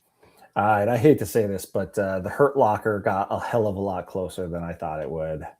Oh, just the desire to want to go back, not necessarily like the actual, the guy that's like, I'm just going to take off all my gear and I'm going to undo this bomb. Like, but the mentality of like wanting to go back, that nailed it. The Chris Kyle movie was American Sniper. Oh, American Sniper. Yeah. Yeah. That some of that movie hit pretty good too. Okay. And then the follow-up to that is what one got it completely wrong. Was there anyone that you watch and you're just like, this is so full of shit? Oh, you know what was good? War was good. Is that the newest one? The Navy SEALs that got pinned down in Iraq during the ground offensive. Was that the one where they're riding the fucking horses? No, that was Afghanistan. It was it just came out like 7 or 8 months ago. And it's just these dudes in a building that got pinned down, and they're Navy SEAls. I don't think I've seen the name of it was. I thought it was just like War or something like that. I look that up. I usually watch every war movie. I did watch Spider-Man today, and it is the best Spider-Man that's ever been made, by the way. Just so you know. It is good. The worst one, The Green Zone. I don't know if you guys remember that. It came out in like 2004. Yes. 2005. Yes. You know what else was good? The Men Who Stare at Goats. That was actually pretty good. Talking about the contractors and everybody that was going into Iraq. Right? Yeah. George Clooney. Yep. You're right. Okay. And then the last question is, one lesson from Iraq that still affects your life today. Oh, I would say I'm a straight up mercenary. Like, and I learned that from Blackwater. If there's a job that's going to pay me more, that's going to I'm gone. Like there is no warfare. That's the name of the movie. There's like in corporate America is worse than the army. And at the end of the day, like they will discard you, go make your money. And if there's a better opportunity, make more money, get the hell out of there. Don't be like the boomers that are like, oh, I spent 47 years there and all they gave me was like a $10 gift certificate to Chili's. Oh,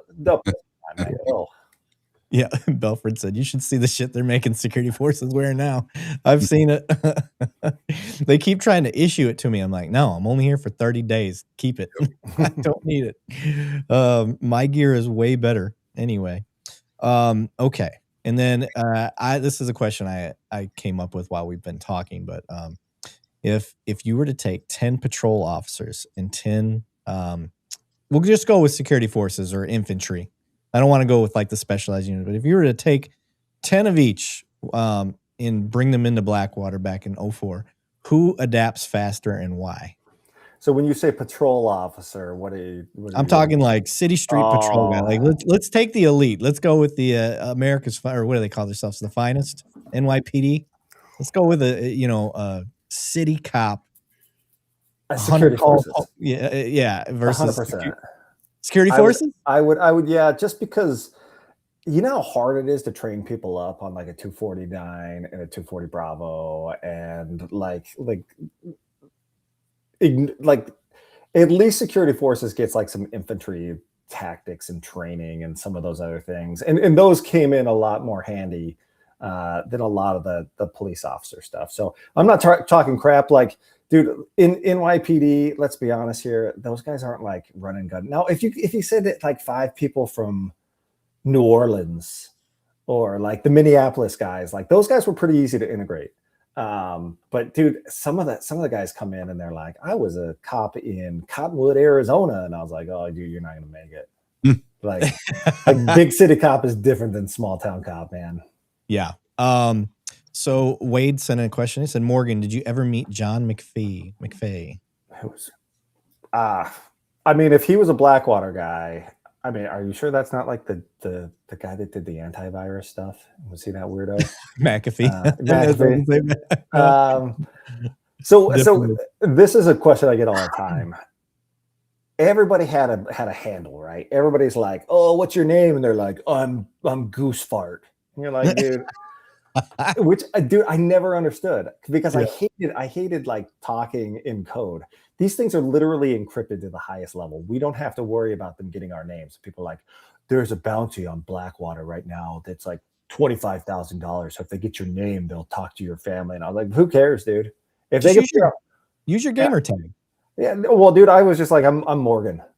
So they tried to give me like Murdoch and all these other, and I was like, dude, I'm not going to answer to it. From the A team. Yeah, I finally told him like, yeah, you can call me like Master and Commander if you want to really get a hold of me on the radio, or just call me Morgan. Like this is how stupid I thought it was. Rebel without a cause. I would have called you Dexter. Yeah, so it depends on their call sign. It depends on where they were. So like in 04, most 05 was in Baghdad. Late 05, I was in Kirkuk. So it really just depends. The sheriff of Baghdad, I did not meet that guy. That guy's like, I was running super secret single man missions, and I was like, that's a lie. Oh, he was on Rogan. Yeah. Right. That dude was psycho. That's the kind of guy you're talking about. Straight up needs meds. Yeah. He does jujitsu tournaments and stuff. Like, dude, here's what I'll say. Jason Bourne doesn't exist, man. I worked with the best of the best, and there's nobody that goes out there by themselves without support in the military. It just doesn't happen. Like, I'm not saying the guy's lying, but dude, I'm having a hard time. I don't want to be on a live and all of a sudden you just see eyes peek up from behind me and I'm out. So you never know how crazy some people are. So I'm not trying to get any of that smoke. KP Nation said, have any of you ran into stolen valor? If so, how do you deal with it? I've ran into it a few times. I just ignored it. I didn't do anything about it. I don't care. If that's what you want to do. But I don't know. Morgan, you ever run across it? You know, I don't take it as serious as some people. Some people get into the whole Blackwater stolen valor. Oh, you didn't work for real Blackwater. You were triple canopy. Oh no. Like, dude, who cares? Like, so like from that standpoint, I don't care. I do have a problem with some of the other authors. Like I wrote my book. I wrote every word of my book. I stand behind every word. I do have a problem with some authors that have ghostwriters that have like taken their story and tried to make it more sensational. I think that's usually what happens. It's not like the guy that's just sitting, unless you're Tim Kennedy and you're like, and then I threw 50 grenades into it. Like, dude, come on, you're full of crap. So dude, I like, for the most part, I don't care. But if I saw some dude in the airport that was trying to cut in the front of the line and he was all doinked up, I'd be like, all right, bro. You're right.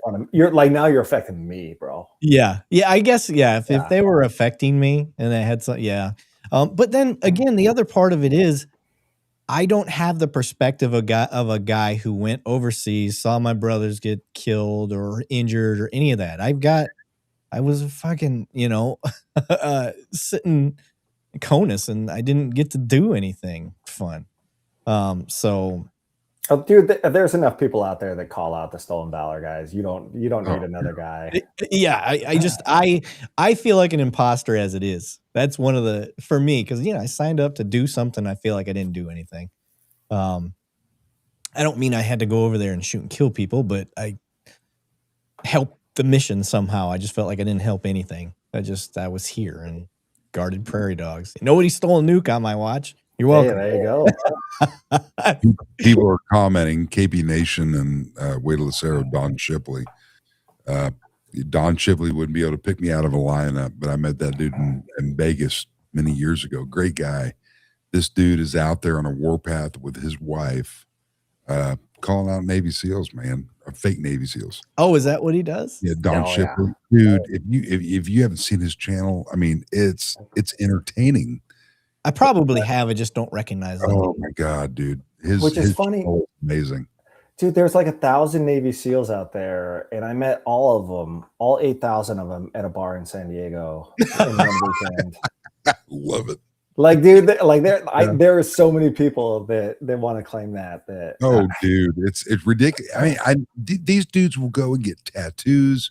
One of my favorite ones is a dude out of, I believe it's Louisiana, from a Harley Davidson dealer, and he's out on some street that's really popular, and he's claiming Navy SEAL this and that. And Don Shipley and his wife and 2 other Navy SEALs came with him down to whatever. It's kind of like 6th Street in Austin.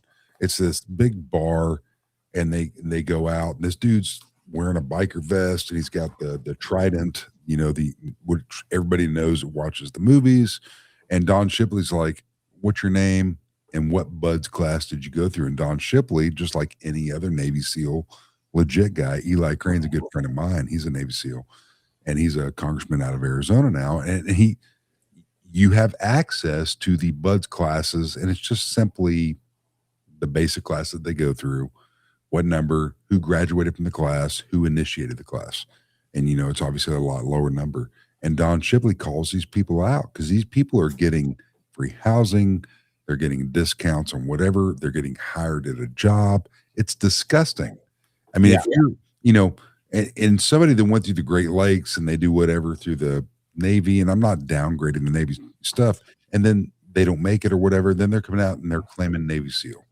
And they're getting employment. They're getting benefits from a private something for veterans because of they're claiming this, or they have a tattoo and they're claiming they were whatever mission. And dude, it's sick. And Don Shipley outs these guys, man. It's even awesome. I love it. We had a lot of guys at Blackwater, like it had to be looking back, but there's a lot of guys at Blackwater that were claiming this and that. One of them's doing 7 years in jail right now because I helped the FBI go through and it's not for stolen valor. He ended up saying he was a recon Marine, and then ended up getting hooked in with a billionaire, and this billionaire is doing security for him. He's like, dude, the CIA needs money, and I'm in the CIA. And I didn't want to tell anybody this, but like, there's some hostages down in Colombia, and if you just give me like $750,000, I'm gonna go save them. So he was taking this guy's money and going and spending it in Miami. The billionaire believed him? Yeah, no, dude, but I mean, billionaires, and a lot of people, they don't know, like they're not around the military. But I ended up getting a call from the FBI that was like, "Hey, this guy said he was in Afghanistan. He's got this picture, and somebody said you were in it." And I was like, "Dude, it's not me." And then I look at it and I was like, "Damn it, it's gonna be hard. It's gonna be hard for me to get on the stand and say that's not me." Right. So yeah, I helped the FBI go through and be like, "No, this guy's a liar." Like I didn't realize that he was fake Force Recon Marine, fake everything else. But like, yeah, his name is Matt Marshall. So screw that guy. Oh. All right, I like it. Yeah. So you mentioned your book. Yeah. You wrote a book. So that's your Air Force side coming out. You knew how to write. So. I know. Yeah, sadly. No, dude, I kept telling people these stories and they were like, just write a book. And I was like, nobody's going to read this thing. But I sat down and just got pissed off, started writing stories. And then I sent it off to a guy that writes for the TV show SWAT and was like, dude, you got to publish this thing. So I got a publisher. It's been out for about 2 years now. It's called Guns, Girls, and Greed. And it's literally like every funny thing that happened along with the stuff that like rips your guts out and like the overall effect. Being there for 18 months, dude, I came back and I was just not right in the head. And kind of what that sequence of coming back is like in assimilating back into the military or into the civilian life. But yeah, dude, I mean, what has it got? It's got 4.4 stars on Amazon right now. It's on Barnes and Noble. The audio book was read by Jay Moore. Jay Moore. Yeah, the comedian. He was on Saturday Night Live. He was in Jerry Maguire. So he did the audio book, did a really good job. But look, if you want a real war book with real people that's really raw, like this is it. Like, you want to hear about my dysentery? I'm going to talk about dysentery. You want to hear how it feels like when your buddies burn in on a helicopter and they end up dying? I talk about it, dude. I talk about it all. Okay, nice. So this is Jay Moore, for those wondering. I couldn't remember who the fuck he was. Now I remember. How did you get him? Just through the publisher? Or? No, so he read my book. My buddy got him the book. He read it cover to cover. He's like, dude, I'll read this for you. Like, it's that funny. This is the funny. Yeah, he's like, this is. I mean, like, dude, it makes sense because you and I, like, you guys don't know this, but we start texting each other on social and then through cell phone, and immediately are ripping it up together. Like, I was like, oh fuck, we're gonna get along just fine because he's got the same sense of humor I got. So, so much so that somebody decided to make a wonderful photo of us together. Yeah. I didn't even use AI for this. I just flew out there. Yeah, let me pull that up. Give me 1 second here. I gotta pull up the grams because that's where it's at. Somebody was joking around and got all serious. Called me out. I did call you out. Let me see here. I'm not the best at navigating while I'm on the live. So your Instagram handle is Blackwater Dude 1? Blackwater Dude 1. It's funny, the Blackwater guys were like, oh, he calls himself the Blackwater Dude. And I was like, no, you're interpreting it wrong. When people say, who's Morgan? You say, oh, he's the Blackwater Dude. The picture's gone. Oh, dude. Was it just on it was a story. It was a story. The time ran out. That's why. Okay, no worries. I wonder if it's saved on any. Damn, it didn't. Oh well. Here's what it is. But okay. Well, something else that we like to do on here, sir, is we like to kind of review some of the hot take reels that we put out that kind of have a subject and just kind of discuss them. And then we also like to look at a little body cam videos and kind of talk through them like as they're developing. So like, okay, here's what I'm seeing as an officer. It'd be kind of interesting to see yours as a special operator. And my TV's doing weird I supported special forces. Right. I mean, and IMSF, so I mean, I'm pretty much just tactical as they come. Okay, let me share the screen. So shit, that's not right. Yeah, that is the right one. Okay. So we are over here on our 2 Cops 1 Donut page. We're gonna go over to the shorts.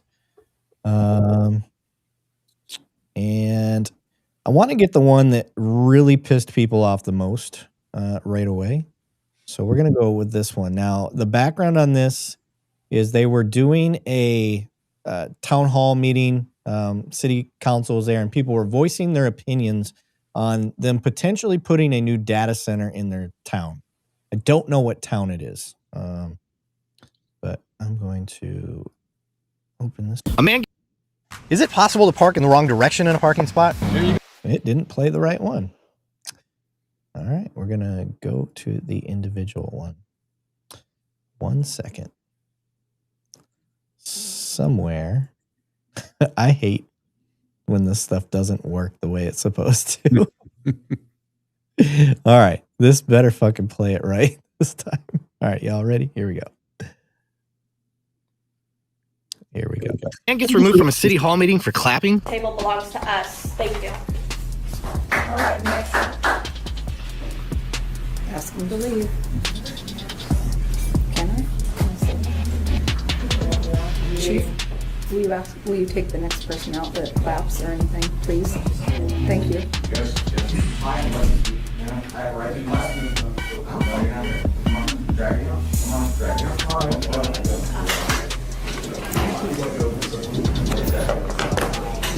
To skip out on the taxes.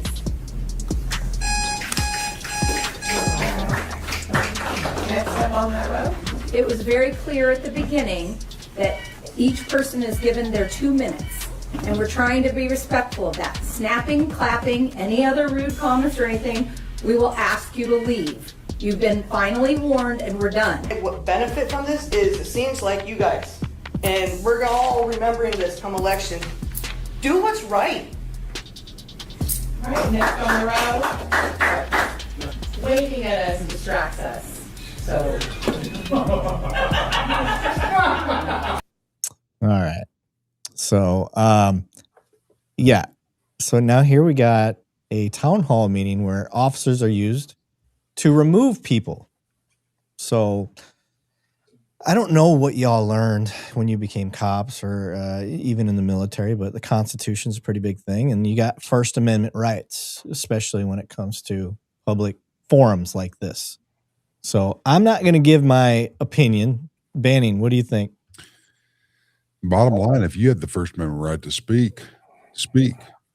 And whatever your opinion is, I mean, who cares if somebody claps? You're giving your opinion out there, period. But don't use law enforcement to, unless it's interrupting the microphone. I mean, that's the big thing. If somebody's doing something to interrupt somebody's speech pattern, remove that person temporarily until they understand.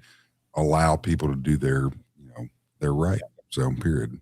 So there's a thing, and not even a lot of cops don't know this. I didn't know it until I really started doing this podcast, but there's a thing called Robert's Rules of Order. And it's basically what they're allowed to govern these meetings with. So there's certain things that you can talk about or rules that you can set up during these town hall meetings. And one of them is if somebody is a disruption. But the courts have made it clear that a disruption has to either be something physical or something that is interrupting their conduct. And clapping at the end of a speech, I would say, isn't interrupting anything. Morgan, what do you think? I mean, I saw the Spider-Man movie, and at the end, people clapped, and I wanted to punch him in the face. So I don't know. I don't know if that matters. No, I mean, look, I will say, in their defense, they were like, "Look, don't do it again." But then at the same time, they let everybody do it again. And then, like the guys that were doing the hand thing, yeah, like they're like, that's also distracting. Like these are people that are on a power trip, and yes, that's the problem is that when you let these people get on that power trip, and then, I mean, as a police officer, I'm not one, but I'd be like, dude, I'm not kicking this guy out. Eat a fart, man. Right. Yeah, and that's kind of my point. That's what I wanted to get to is the officers were used as puppets, and unfortunately, you're responsible for your actions as a cop. I say unfortunately. That's not unfortunate. You should be held. I don't know why I said it that way. That's what happens when my brain goes faster than my mouth. But you got to be responsible for your actions. So if you remove them, ultimately, I think that is a violation of that person's rights. And now you should be stripped of your qualified immunity, as should be the city council member or mayor, whoever that was. And I did learn that the chief was in the room during this. Yeah.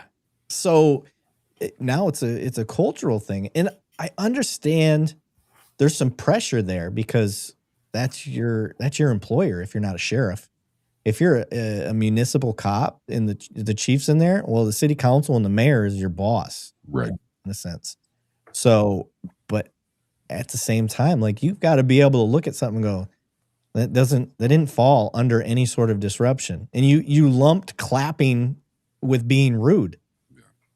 It's got to fit in the context. If you look at the bottom line, the people are your employer. Because if you don't have the people, what would they have done if everybody, after she tried to say that bullshit, stood up and clapped? Like I saw that in the comments. Everybody was saying like they should have all stood up and clapped. Dude, they should have done the slow clap. Yeah. Yes.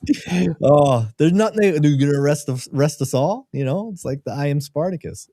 So that video, man, it blew up. I think it had like 30,000 views within 24 hours. It was like people really liked that, pissed a lot of people off, as it should. So now the question is like us as cops, when we see that, like Banning, what are you going to tell a rookie officer?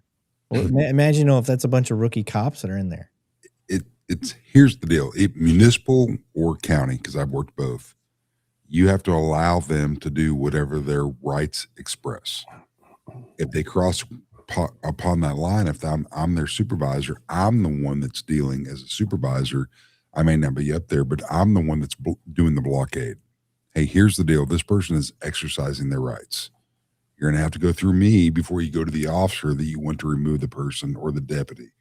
And I wasn't a popular person because we've done the open town hall stuff, municipal and on the county side. And it's, no, just because a commissioner or a city council, commissioner being county, city council being municipal or city, and they're like, remove this person. I'm like, what law did they violate?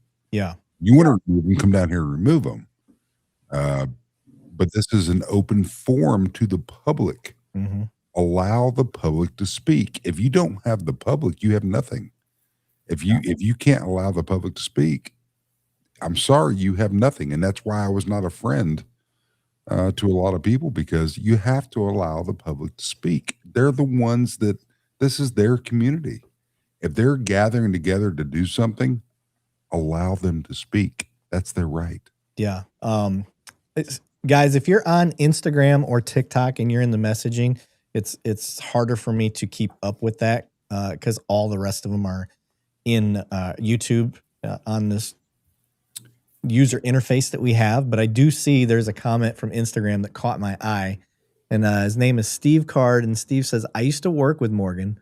I am retired LE from a municipal PD. I worked in a insanely liberal city.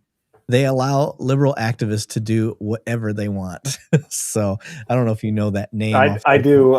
He's a great dude. Okay. Yeah, he's the type of cop where I'm glad guys like you are out there, not the guys that I used to pick on in high school. So one thing that, the little twist on this whole video is the guy that was clapping, he's a teacher, a high school teacher of some sort, I think is what it was. And then the person he was clapping for was his wife. So I'm like, what the fuck are we doing? So yeah, my opinion, officers, you can't do that. You can't violate somebody's rights like that. Yeah, but to what Banning was saying earlier, I think that's something that if you know it's going to be a hot button topic, and data centers are, it's probably best to get your officers together beforehand and say, by the way, if this happens, this is what you do. And the council, let the city council know, like, we're not your puppets. Yeah. Like, it better be egregious and it better be clear. It can't be any of this gray area stuff. And that wasn't even gray area to me. That's a no brainer. Like, you were looking for anything you could to keep the opposite opinion out of there. You were absolutely trying to control speech in that. So yeah, I agree. I think that's the game plan. That's how we improve. Any law enforcement out there watching, like, make sure you're game planning. Because what is it? Like 90% of the departments out there, like 10 or less officers. Hey, don't quote me on that percentage, but it's very low. Like, there's not that many big departments. A lot of them are small. So if you look at the data center stuff, and I'm not getting political on this, the rural areas of Texas, Oklahoma, Louisiana, New Mexico, these data centers are going into rural areas, these big counties that have low populations. And my inbox is inundated with this stuff. It's like, how can you stand idle sitting in a county on this and this and this? I don't know enough factual data to go up there and stand at a microphone. If I did, I would. But they do. It happens. And some are getting arrested for BS stuff. I can't even speak on that because I don't know. But these data centers are going in a lot of places, and there's tax this and tax that. I don't know enough information to come up here and be a qualified person to speak on that. Yeah. Rumble said they want to lord over their subjects like they're some sort of king and queen. They need to remember that who they work for, and that they will collect their blood money and move someplace with no data centers. Right. Yeah, not wrong. Okay, so let's move on. I think we've eaten up that subject. Let's move on to the next video. I got it queued up this time, so hopefully it works properly. So this one is let me get the comment off of there. Morgan, there's in law enforcement, something we like to tell the rookies, at least where I'm at, is like, don't get dependent on your Batman belt. You need to be able to go hands-on. Okay. It's important because if you do get dependent on your toys, get dependent on that Batman belt, things like this can happen. So let me hit play here. It's a valuable lesson on distance.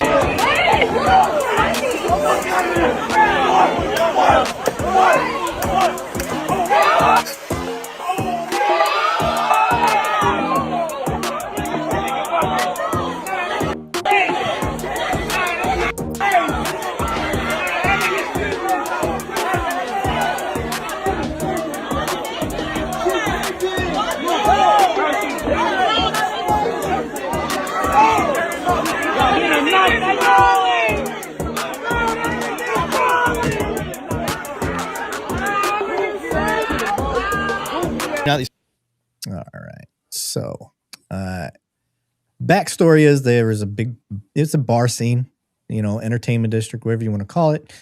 Fights broke out. That's why they have so many officers out there anyway. That's just typical. I actually was a field sergeant in one of those areas, so I understand this stuff better than most. And the officers were trying to break up a fight. You saw there was a lady that was unconscious. It ended up being that kid's mom, I think, or somebody that was close to him. And you see the officer using the new Taser 10 for any of those that know about that. It has 10 shots and it shoots individual rounds. You ever seen one of those, Morgan? No. It sounds awesome. I would let you shoot me with one. Yeah. Come out. I will absolutely make that happen. So, but yeah, it shoots 10 probes, individual shots. So when you fire, you're intentionally trying to make your spread instead of depending on two of them shooting out at the same time and getting lucky. Like the old first gen X-26. Yeah. So this officer is, you can see him. Dude takes a fighting stance. He's giving you all the indicators. And he's so close already. I wouldn't. You had 4 officers right there. I would have move in. Somebody be in front of him to distract him, and the rest of them guys should have swarmed him. A little communication would have went a long way, but he decided to go with the taser, which I'm okay with. Like, the dude was squared up. He's ready to go, but it didn't work, and he stuck with it instead of abandoning it and protecting himself. That's how I saw that. You guys got a different take. Morgan, you go first. No, I mean, look, people don't realize how quick it is to close the distance. If you've ever been in like wrestling or jiu-jitsu or any of those things, you don't realize until you get into it. It's like 5 feet. That's a step and a lunge. It's nothing. So you either got to do one of two things. You either got to go hot or you got to back off. And he did neither. He was like, I got this, bro. So yeah, he's like the middle-aged lady with her mace. It's not gonna work most of the time, dude. Right? What do you got, Banning? I don't have anything on that. I mean, you're that close. You have to act now or pray that your write-up's not bad because you get knocked out. And it's unfortunate, but you have to. And I've been, unfortunately, in some of these scenarios to where if you don't act right then, eliminate that threat, you're going to be on TikTok or whatever these reels are. I mean, Fortunately, I mean, I like to see the bright side of everything, and I bet all 3 of us can account for those hard lessons we've learned where we've gotten our bell rung. I've learned from all of those instances. So the positive that I look at this is, assuming his jaw didn't snap, he's going to come back and he'll be a hopefully safer officer in the future because of what he went through. Like, and he's not going to be depending on that taser or the pepper spray or the baton. He's going to lean on trying to get better close-up training. I think grappling is the number one thing that cops should be learning when it comes to anything, more than their firearm, more than the other toys that are on their belt, more than driving. Because when shit goes wrong and we get ourselves in trouble or we got to get ourselves out of trouble, like grappling is just the best way to go. I It's lean not toward weird. yeah. The it's only Romans weird. used to do it naked, so like Yeah. you get to do it with clothes on. It's fine. Nope, we're not even oiling up this time. So, I mean, when you train, it's a little different, but so I lean towards jujitsu. That's always going to be my favorite for law enforcement because you're able to do things under more control, I should say. Wrestling would probably be a close second. People, what about Krav Maga? No, it's not law enforcement friendly. I would say boxing. Boxing actually teaches you space and distance and movement. And stepping and getting off the X. Yeah. I've been boxing the last 3 years, and I 100% agree. I grappled for so long and avoided any sort of like striking arts, and I consider boxing an art.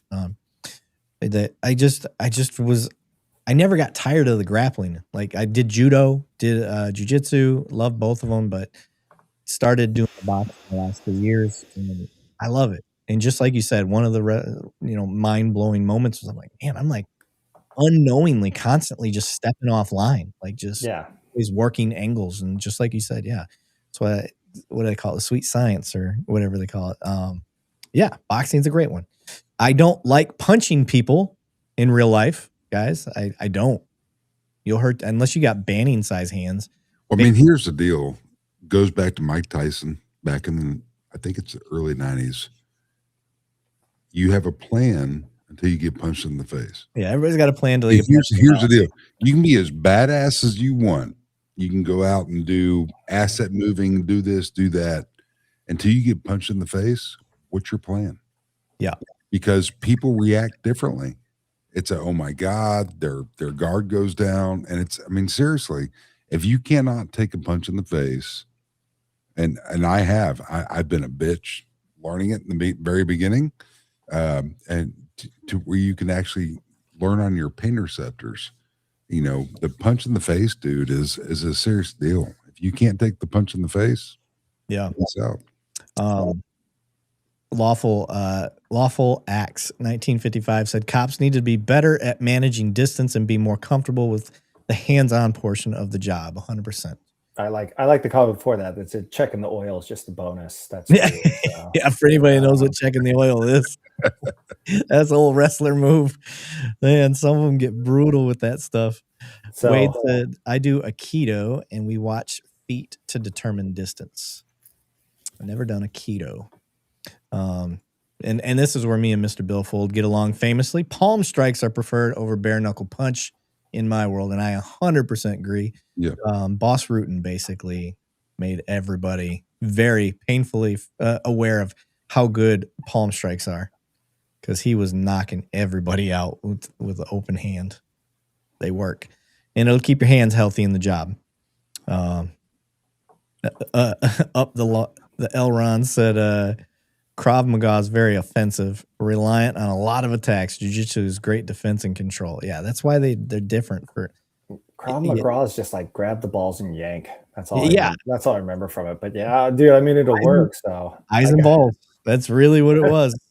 There's a famous video of some sort of special forces military guy against like another country's special forces, and they go to fight. And all the guys are around, and they circle, and there's only one strike even thrown, and it's him throwing his thumb into the dude's eye, and that was it. Yeah. It was over. Dropped him because there's a huge nerve center behind your eye. It's a Krav Maga thing. So you can't do that in law enforcement, y'all, unless it's a deadly force situation. I hate to do this to you, but I got to jam out, guys. Okay, no worries, brother. We appreciate having you on. How can everybody find you and find your book? Oh, I'm the Blackwater dude. There you go. I'm on TikTok, I'm on Instagram, kind of on X, but yeah, it's just Blackwater dude, the number one, and then the book is the easiest way to get it. It's always Amazon, but you can get it anywhere. It's on Audible now. Rave reviews for Jay Moore reading it. He screwed up a couple of the names of the cities, but we'll give him a pass. He never went overseas. Well, now that I know that it's on Audible, I'll definitely listen to it because I don't read.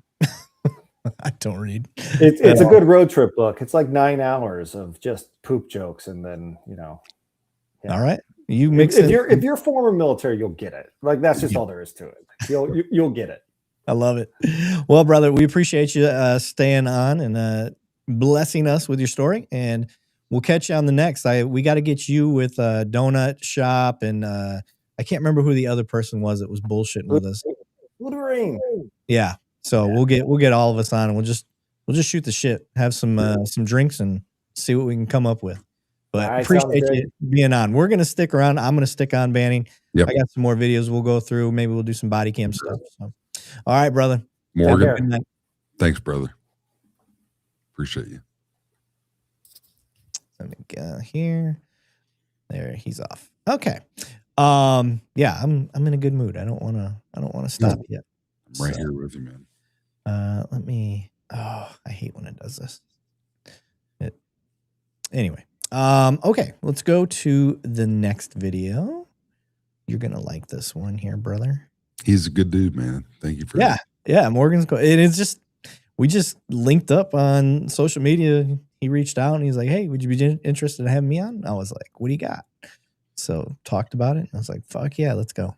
I tried. You guys could tell I was trying to move it towards policing the best I could, but it was fun. Either way, it was fun. It was a fun show. It's a different world, and people don't understand that whole world. They get videos, they get that 10%. Yep. Maybe after this, we got 15%. You know what I mean? It's a very small world. Did we do this one before? I don't remember if we did. This is the parking lot. Dude shows his badge off duty. Yes, we did on I think last week. Did we? Yeah. So it was the one that the lady speeding through the parking lot or whatever. Yeah. Yeah. Like an apartment complex. Yeah. Okay. Then we won't cover that one again. I don't want to redo it. Okay. Let's share this tab instead.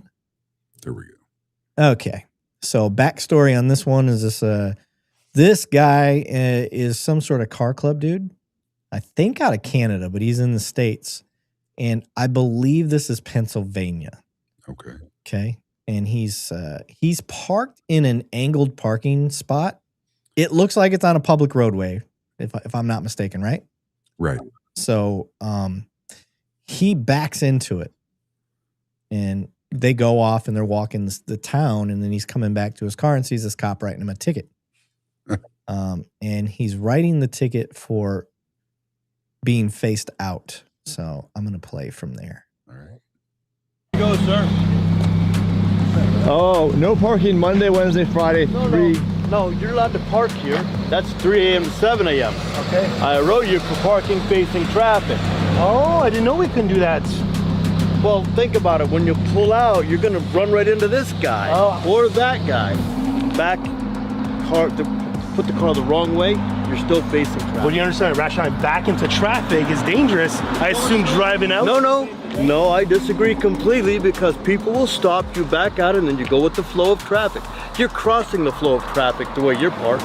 Unless I'm going over there. Proper way to park is the way that the guy in the Lamborghini parked. He did it right. Everybody on the street did it right. How bad's the ticket? You're not even in the line. It's $10 US, so that's 25 Canadians. Of all the all right. Dude. Holy shit. First and foremost, I've never heard of that traffic law anywhere. Apparently we have it in Texas. Somebody had said in the comments on one of the social media platforms that it's in Austin. They have that in Austin somewhere. Well, in Texas, I preach to the choir, but it's like if you park the wrong way on the oncoming street, you know, I'm talking about facing traffic on the right side of the road as you're approaching, that's against the law. But where he's parking out there, I've got an argument on that. I mean, that's holy Either shit. way, like the whole logic behind what he's saying doesn't make any sense to me, that you're going to go across traffic. When don't you go across traffic? If I'm stopped at a four-way and I have to make a turn, I still have to cross traffic. So what the fuck is the difference? 100%. At least if I'm facing out, the cars that are coming towards me, You can see. I can see them. Much better. Yeah.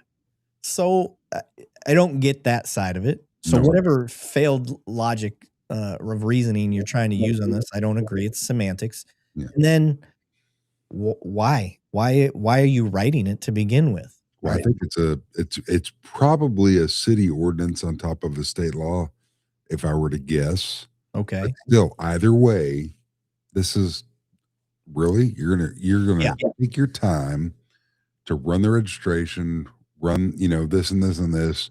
You're gonna print your citation. You're gonna go up there and slap it on the window. What have we solved? Right. Yeah.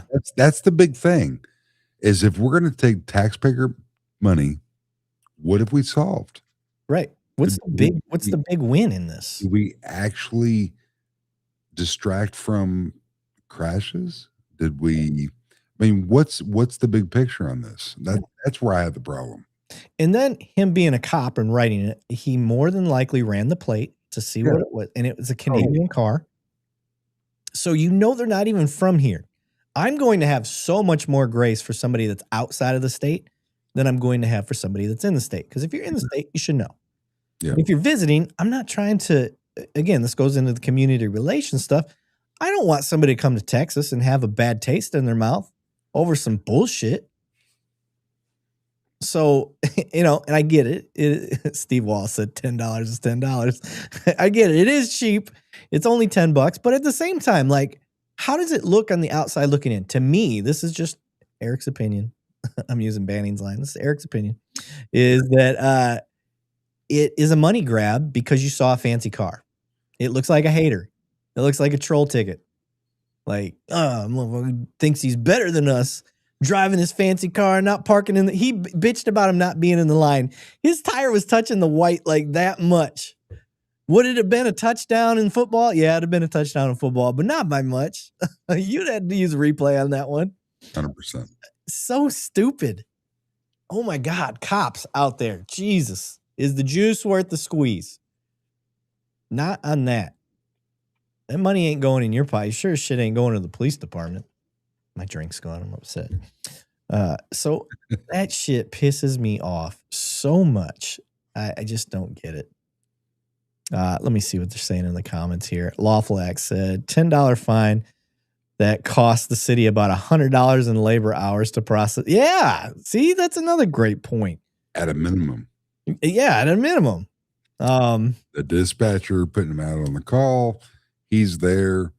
His annual salary and what he's explaining to this person on active calls that are waiting for patrol response. Yeah. Period.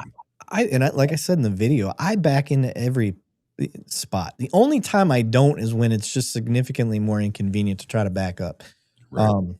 And that's the other thing with this offense, air quotes, is if I didn't see it causing any sort of hazard. So if it's not parked so jacked up, like if it was parked jacked up and causing a problem, that's one thing. And then the other thing would be is if he's trying to back into that position because it is angled and now it's causing traffic to back up. Right. Like if it's going to be a safety hazard because traffic's backing up. But that looked like it was in the middle of a town. So traffic's already going 30 miles an hour-ish. So they slow down, they wait for you to back into the space, and then they're back on with their day. Like it's not that big a deal. So officers, you got to think things through. And that guy's way too old to not be thinking that way. And I get it. Small town cops, man. I'm not bashing small town cops. You make up the majority.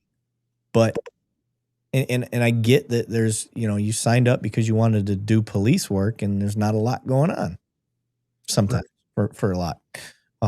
It's not that small town cops never get to do some badass shit. They do, absolutely. But at the same time, like, if there's not a lot to do and you're coming up with this stuff, come on now. I would want that car club to think of our town as a cool place to come visit. Not as, oh no, they're just out there to hem us up because we have fancy cars. So I feel bad for that dude. I think that was a chintzy bullshit ticket there. We covered that one. Okay, this was a good one. This actually got way more traction than I thought it would.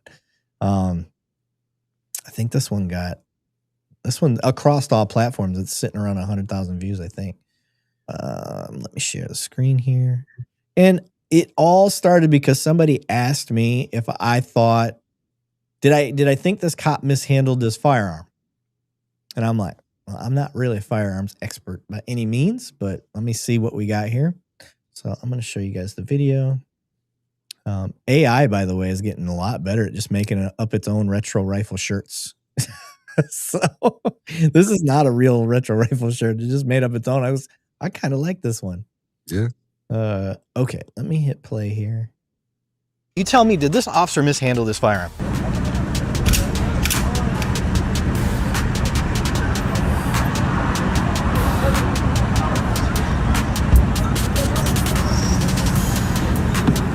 All right, let me start off by saying I'm not a firearms expert. Okay, so I'm going to go back, if it would have let me. I'm going to go back. I'm going to play it one more time because it is fast. Handle this firearm.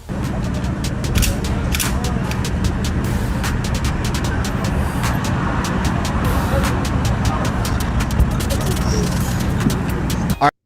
Okay.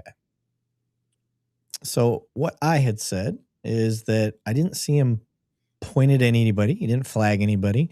Kept his finger off the trigger. Yep. He was keeping it pointed towards the wheel well, which he got the axle and the wheel itself right there, which is a good backstop. Bullet's not going to travel through it. I don't know a whole lot about ricochet, but I don't see it coming back, especially because cops use hollow points. So it's just going to mushroom up against it. Maybe spalled up into the wheel well. But other than that, he was a little aggressive with the slide, which I don't have an issue with either. People say he was kind of doing a little John Wick style. I think when you're using somebody, or when you're trying, you've dealt with a lot of suspect guns and stuff. They're never taken care of. No. And so sometimes it's just sticky. And maybe that slide was a little sticky. Sometimes it locks back before it locks back, if that makes sense. Yeah. And so you just use a little extra oomph behind it. And that's what I was like. What'd you see, Banning? Same thing. I mean, I have no problems with it. I'm sure a lot of people did because they don't understand the firearms industry, but yeah, say anything negative about it. Yeah, Just Memphis said, we here in Mayberry. I love it. Love the reference. But yeah, I didn't have an issue with it. There's the basic rules of firearms. Don't point at anybody you don't intend to shoot. Keep your finger off the trigger. Always keep it pointed in a safe direction. What else we got? If you're trying to clear it, make sure visually and physically that it's clear. Keep the slide locked back to the rear, magazines out of the weapon. Am I missing anything else? That's really it. Yeah, that's just don't do that shit. And I didn't see him do anything like that. And again, we don't know if the scene was secure yet. You don't want to be sitting there holding another firearm that you're not familiar with. You got nowhere to put it. Sure. And you had a guy on the ground there that as a buddy was cuffing up. So I didn't see. I'm looking at the comments here. I don't see anybody else really chiming in saying that they thought it was wrong. No. Lawful Act said 4 firearm rules. You can violate one without disaster. More than that, danger is likely. Might be able to violate one lawful. It depends on the rule. I don't know what he's talking about there. The Elron said, don't lick it. Yeah, don't lick it. Don't lick the firearm. That's always weird. Lawful said, was it a SIG? Yeah, if it's a SIG, it'll just, well, I'm not going to say anything. I don't want SIG coming after me. Rumor is, or allegedly, that they just go off on their own. I can say it that way. So I never tested it, so I'm not going to go out there and say that that's true or not. Dude, so many people lost their shit over that video. Oh, yeah. It was insane. And so in the video itself was even tagged that somebody needs to write this officer up and get him fired for mishandling this firearm. And I'm like, really? That's what you want to fire somebody over? Wow. That's crazy. Okay, so we talked about the backing up one, the mishandling of the firearm. I shared a lot of good cop stories this week. I had a couple haters that got under my skin a little bit, I'll admit. saying all you do is cop bash. All you do is cop bash. I don't think I ever cop bash. I'll put that out there. I think I want accountability for very awesome power that we have, and we need to keep that in check at all times.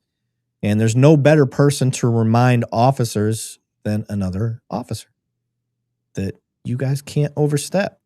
And when you do, this is what it looks like. And how do we learn from it? How do we get better?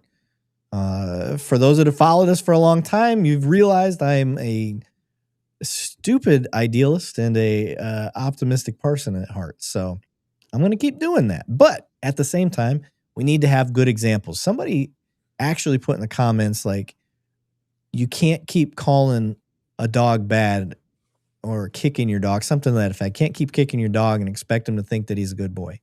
Right.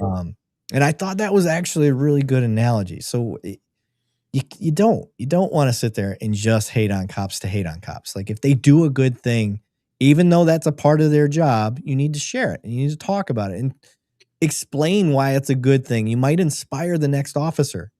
You might inspire the next future officer. So that's a good thing.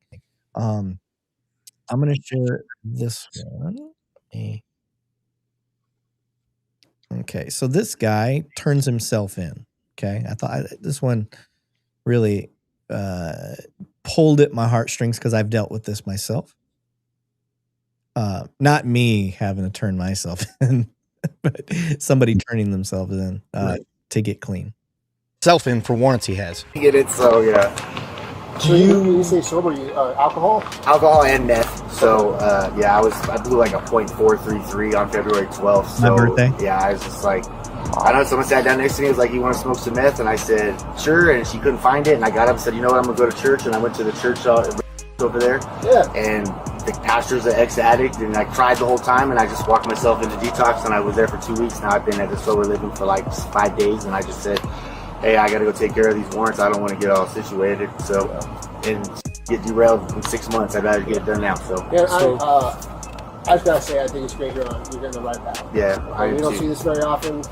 We're going to help you take care of these. I appreciate it. You'll get out hopefully soon. Yeah. And, yeah, like I said, I like it. I appreciate you guys, man. Yeah. All right, after watching.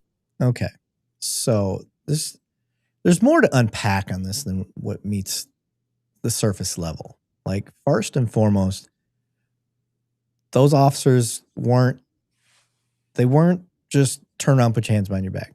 Right. They took the time to listen to his story. And they didn't have their hands on their guns. Shit, they were chill. Mm-hmm. They just, the whole time they were chill. I felt like they cared. You know what I mean? The way that they were coming across was like they really cared. And so I love that. So you've got that side of it. And this is when we talk about emotional intelligence, it's a hard thing to teach. It's a hard thing to explain, but when you see it, you know it when you see it. And that's what we saw right there. That was emotional intelligence. So if I could ever give you guys a definition or an example, that was it. What do you got, Banning?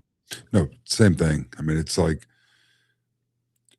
us as patrol officers, we've had a lot of people come up and say, I've got warrants. I can't deal with this anymore. Help me go to jail so I can take care of this. And it's, unfortunately, I've dealt with that a lot. I know you have as well. In your career, it's like, okay, well, what's your warrant for? And this and that. No, it's for this, this, and this. And it doesn't matter if it's running a stop sign, speeding, even unfortunately child support. It's like, okay, let's figure out what it is. Yeah. Find out, is it extraditable? Is it in our county? Can we do something to help this young man, young woman, whoever it is that's asking? And then you run it and you find out and you're like, okay, we can help you out. We can do this, this, and this. Yeah. It's what we can do. I mean, if it's a stop sign violation 200 miles away, but they're not willing to extradite, it's like, hey, I'm sorry, man. You're going to have to go down to the reporting agency that's doing this because it's not showing up in our computer. It's, we can't do anything for it because they won't extradite over it because it's in their jurisdiction. Yeah. We've had a lot of those. It's, unfortunately it's where it's at. There's a certain thing that comes across the computer or what the dispatcher tells you on when you run into a person. Yeah. Can you do anything for them or not? Yep. I really liked it. I thought it was a good example, and that's kind of what I did for the week. Or I should say, I posted a bunch all at once. It was like 4 or 5 videos of cops just doing cool things. There was that one. There was one where I'm fixing a kid's bike.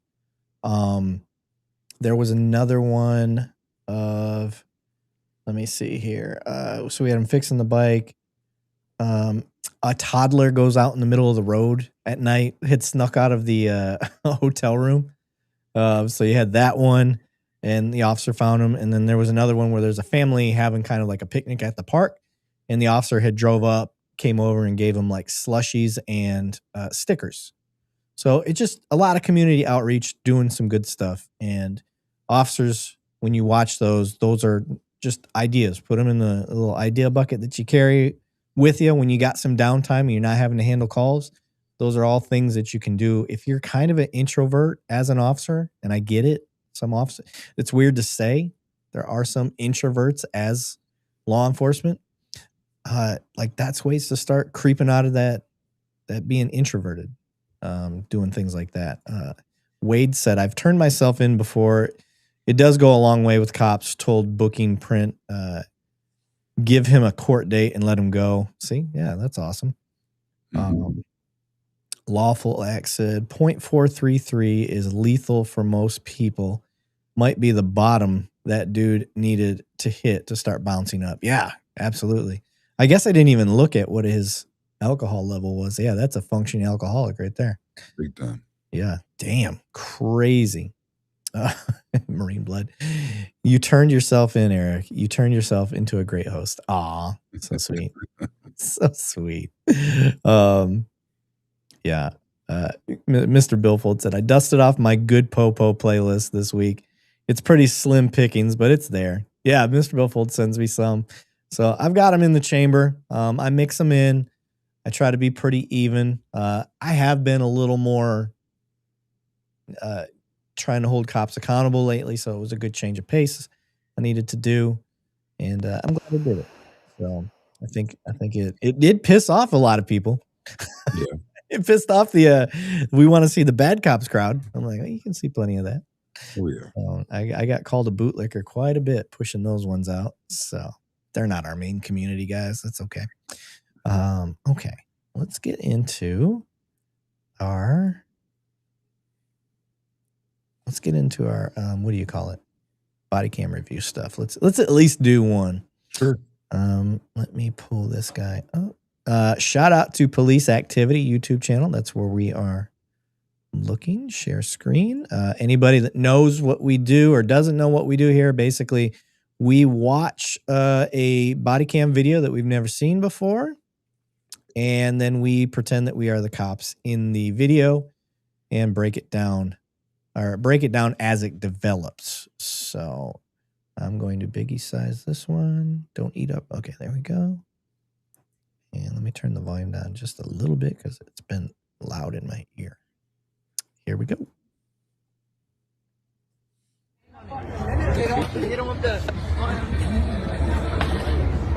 Can you do any tricks on that scooter? Nah.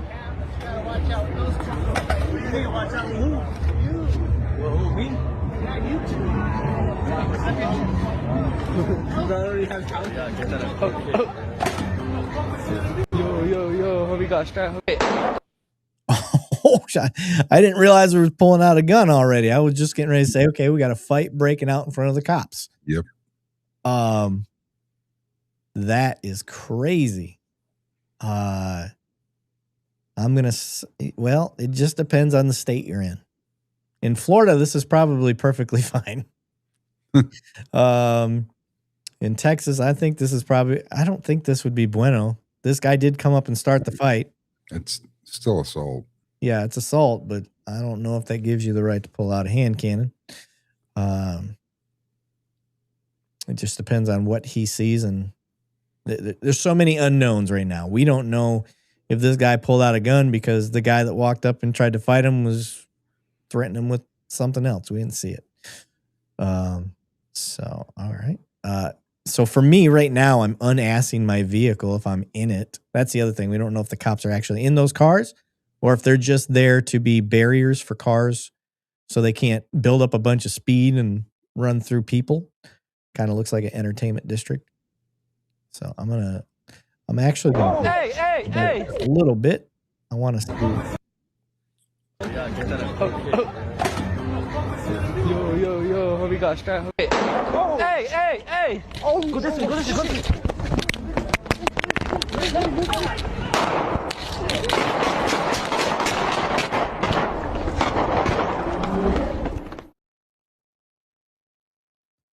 Please stop! Please stop!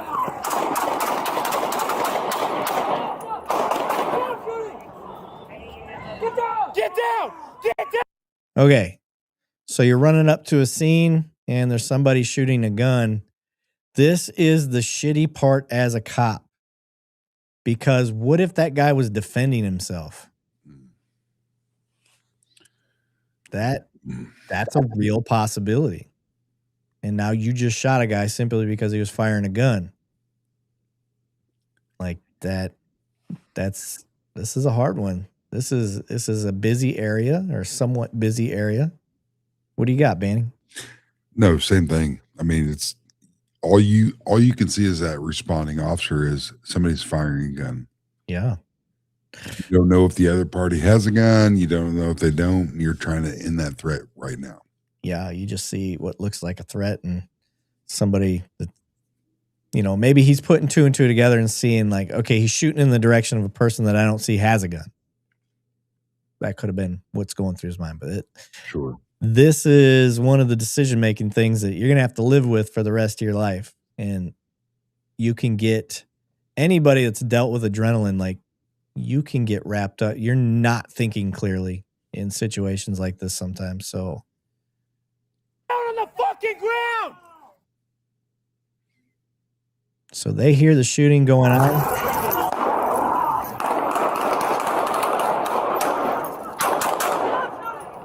Whew. Henry 235, shots fired.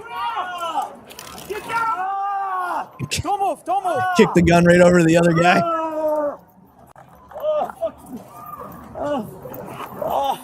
Roll over, dude. Roll over. Get on your stomach. Get on your stomach. I can't, bro. Dude, yes you can. Get on your stomach. Get on your stomach. All right. Yeah, you got to let the adrenaline kind of go through you here. He got shot. Like, it doesn't mean he can roll over. He's probably not even registering what you're telling him. No. So sometimes you just got to make people do what you're trying to get them to do. Now, I agree. You got to get them secure. You got to make sure there's no other weapons, and then you got to go into first aid. You got to secure the scene first and do first aid. That's what I'm looking at from here. You got anything to add? No, 100%. That's what you covered. All right, let's keep going. Get on your fucking stomach. Arm, bro. Now, he's the guy that tried to do the fight, right? So I think he's the one that jumped on the scooter. Am I not? I'll go back when we get a second because there's more in this video. But I think he was the one that tried to fight, like fist fight, and then another person, the other guy's the one that had the gun.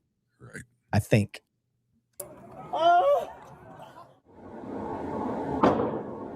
There we go.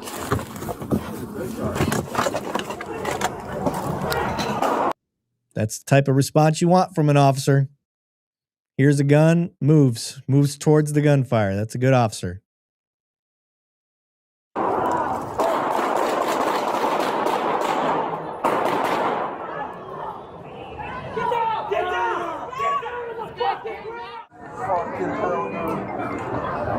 What happened?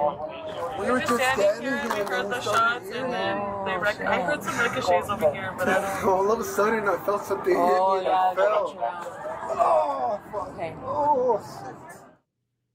All right, I'm going to go back. I want to see. Okay, this is the guy that draws the gun. And then the dude in the white was the one trying to fight. Me? Yeah, you too. I already have talent. Yo, we got strap. Hey. Oh, go this way. Yeah, I'm pretty sure the guy in the black shirt's the one that pulled the gun. Yeah. It's hard to tell. After getting pushed off the scooter, he's like, you know what? I got some heat here. Yeah. That's how I saw that. But so yeah, that's a shitty scenario to be in. And it looks like they possibly shot the wrong person. Or that bad guy's the one that shot everybody. We don't know. I don't know what the final outcome of that was. Let me see what it says in the description. Albuquerque, New Mexico, on June 20th, 2026, confrontation proceeded between an unrelated incident when a 41-year-old reported being pepper sprayed and having his cell phone stolen during the altercation. Authorities said Grigo later shared the video about that encounter on social media, and investigators believe he armed himself before returning to the area on July 3rd. Oh, this occurred on July 31st, maybe?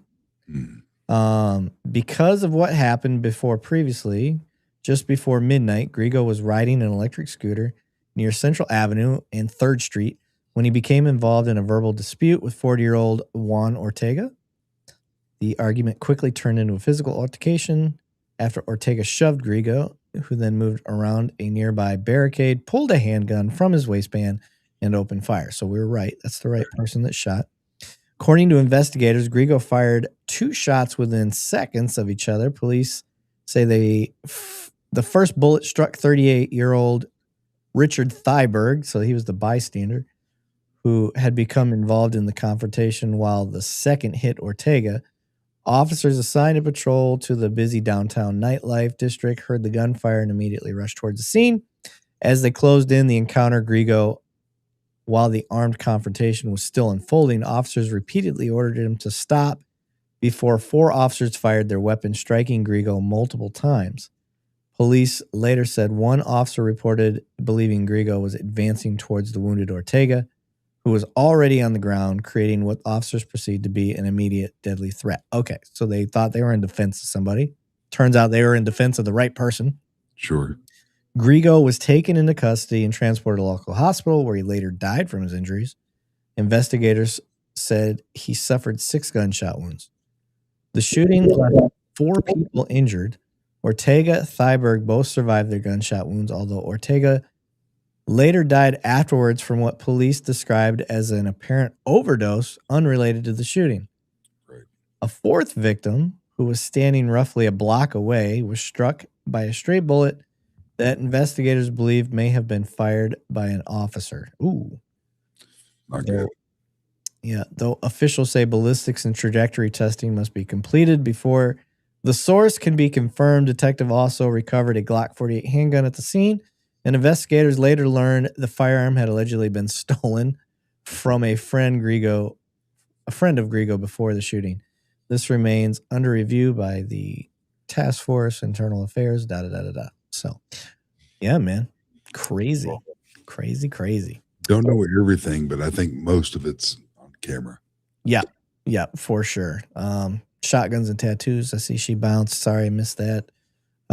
Good night. Yeah, and looking at the chat, looks like everybody's pretty much wrapped up what we already talked about. 100%. That's what I've got for tonight. That's what I thought it was a good show. That was a good one. Oh, I did too. Yeah. Great day. Yeah, Morgan was great. Great interview, fun to talk to, funny.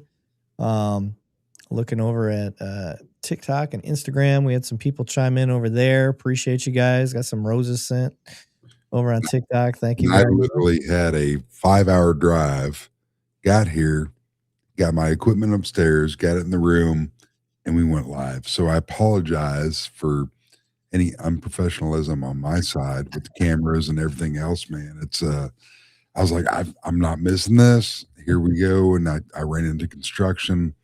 I finally got here to San Antonio, and I'm glad I was able to come on with you. Hell yeah, brother. This was a good one. So for the donations tonight, Harrison and what was the other guy? Begins with an R. I can't scroll back and find it because it's gone. Rumble joined us and got a membership. So thank you guys very much. Morgan, thank you for joining us tonight. I know he's not here with us, but maybe he'll hear it. We will get this downloaded and get it uploaded to our Buzzsprout so it hits Apple and Spotify and all the other cool spots so you can listen. Once again, guys, great show, great audience. Thanks everybody for chiming in and being a part of the community. I think that's what makes us so fun is we really do have a good community. If you're listening in the interwebs and you're not participating in the chatting, that is really part of the benefit of this show. I would love for you guys, whether you like police, hate police, anything like that, you want to see some change or you really got something to say, man, just reach out to us, chat in the comments with us. And I promise as long as you're somewhat on the realm of just trying to have a real conversation, we're all about it. Yes. So if you come in though and you're like, FTP, and you just keep repeating that we're self-proclaimed heroes and you don't actually have a topic that you want to touch on, you just want to troll us, like you can sit there and troll, but we're just not going to chat with you. That's all. But all right, guys, we got some great interviews coming Sunday nights, 8 p.m. Eastern. Join us, and everybody have a good night.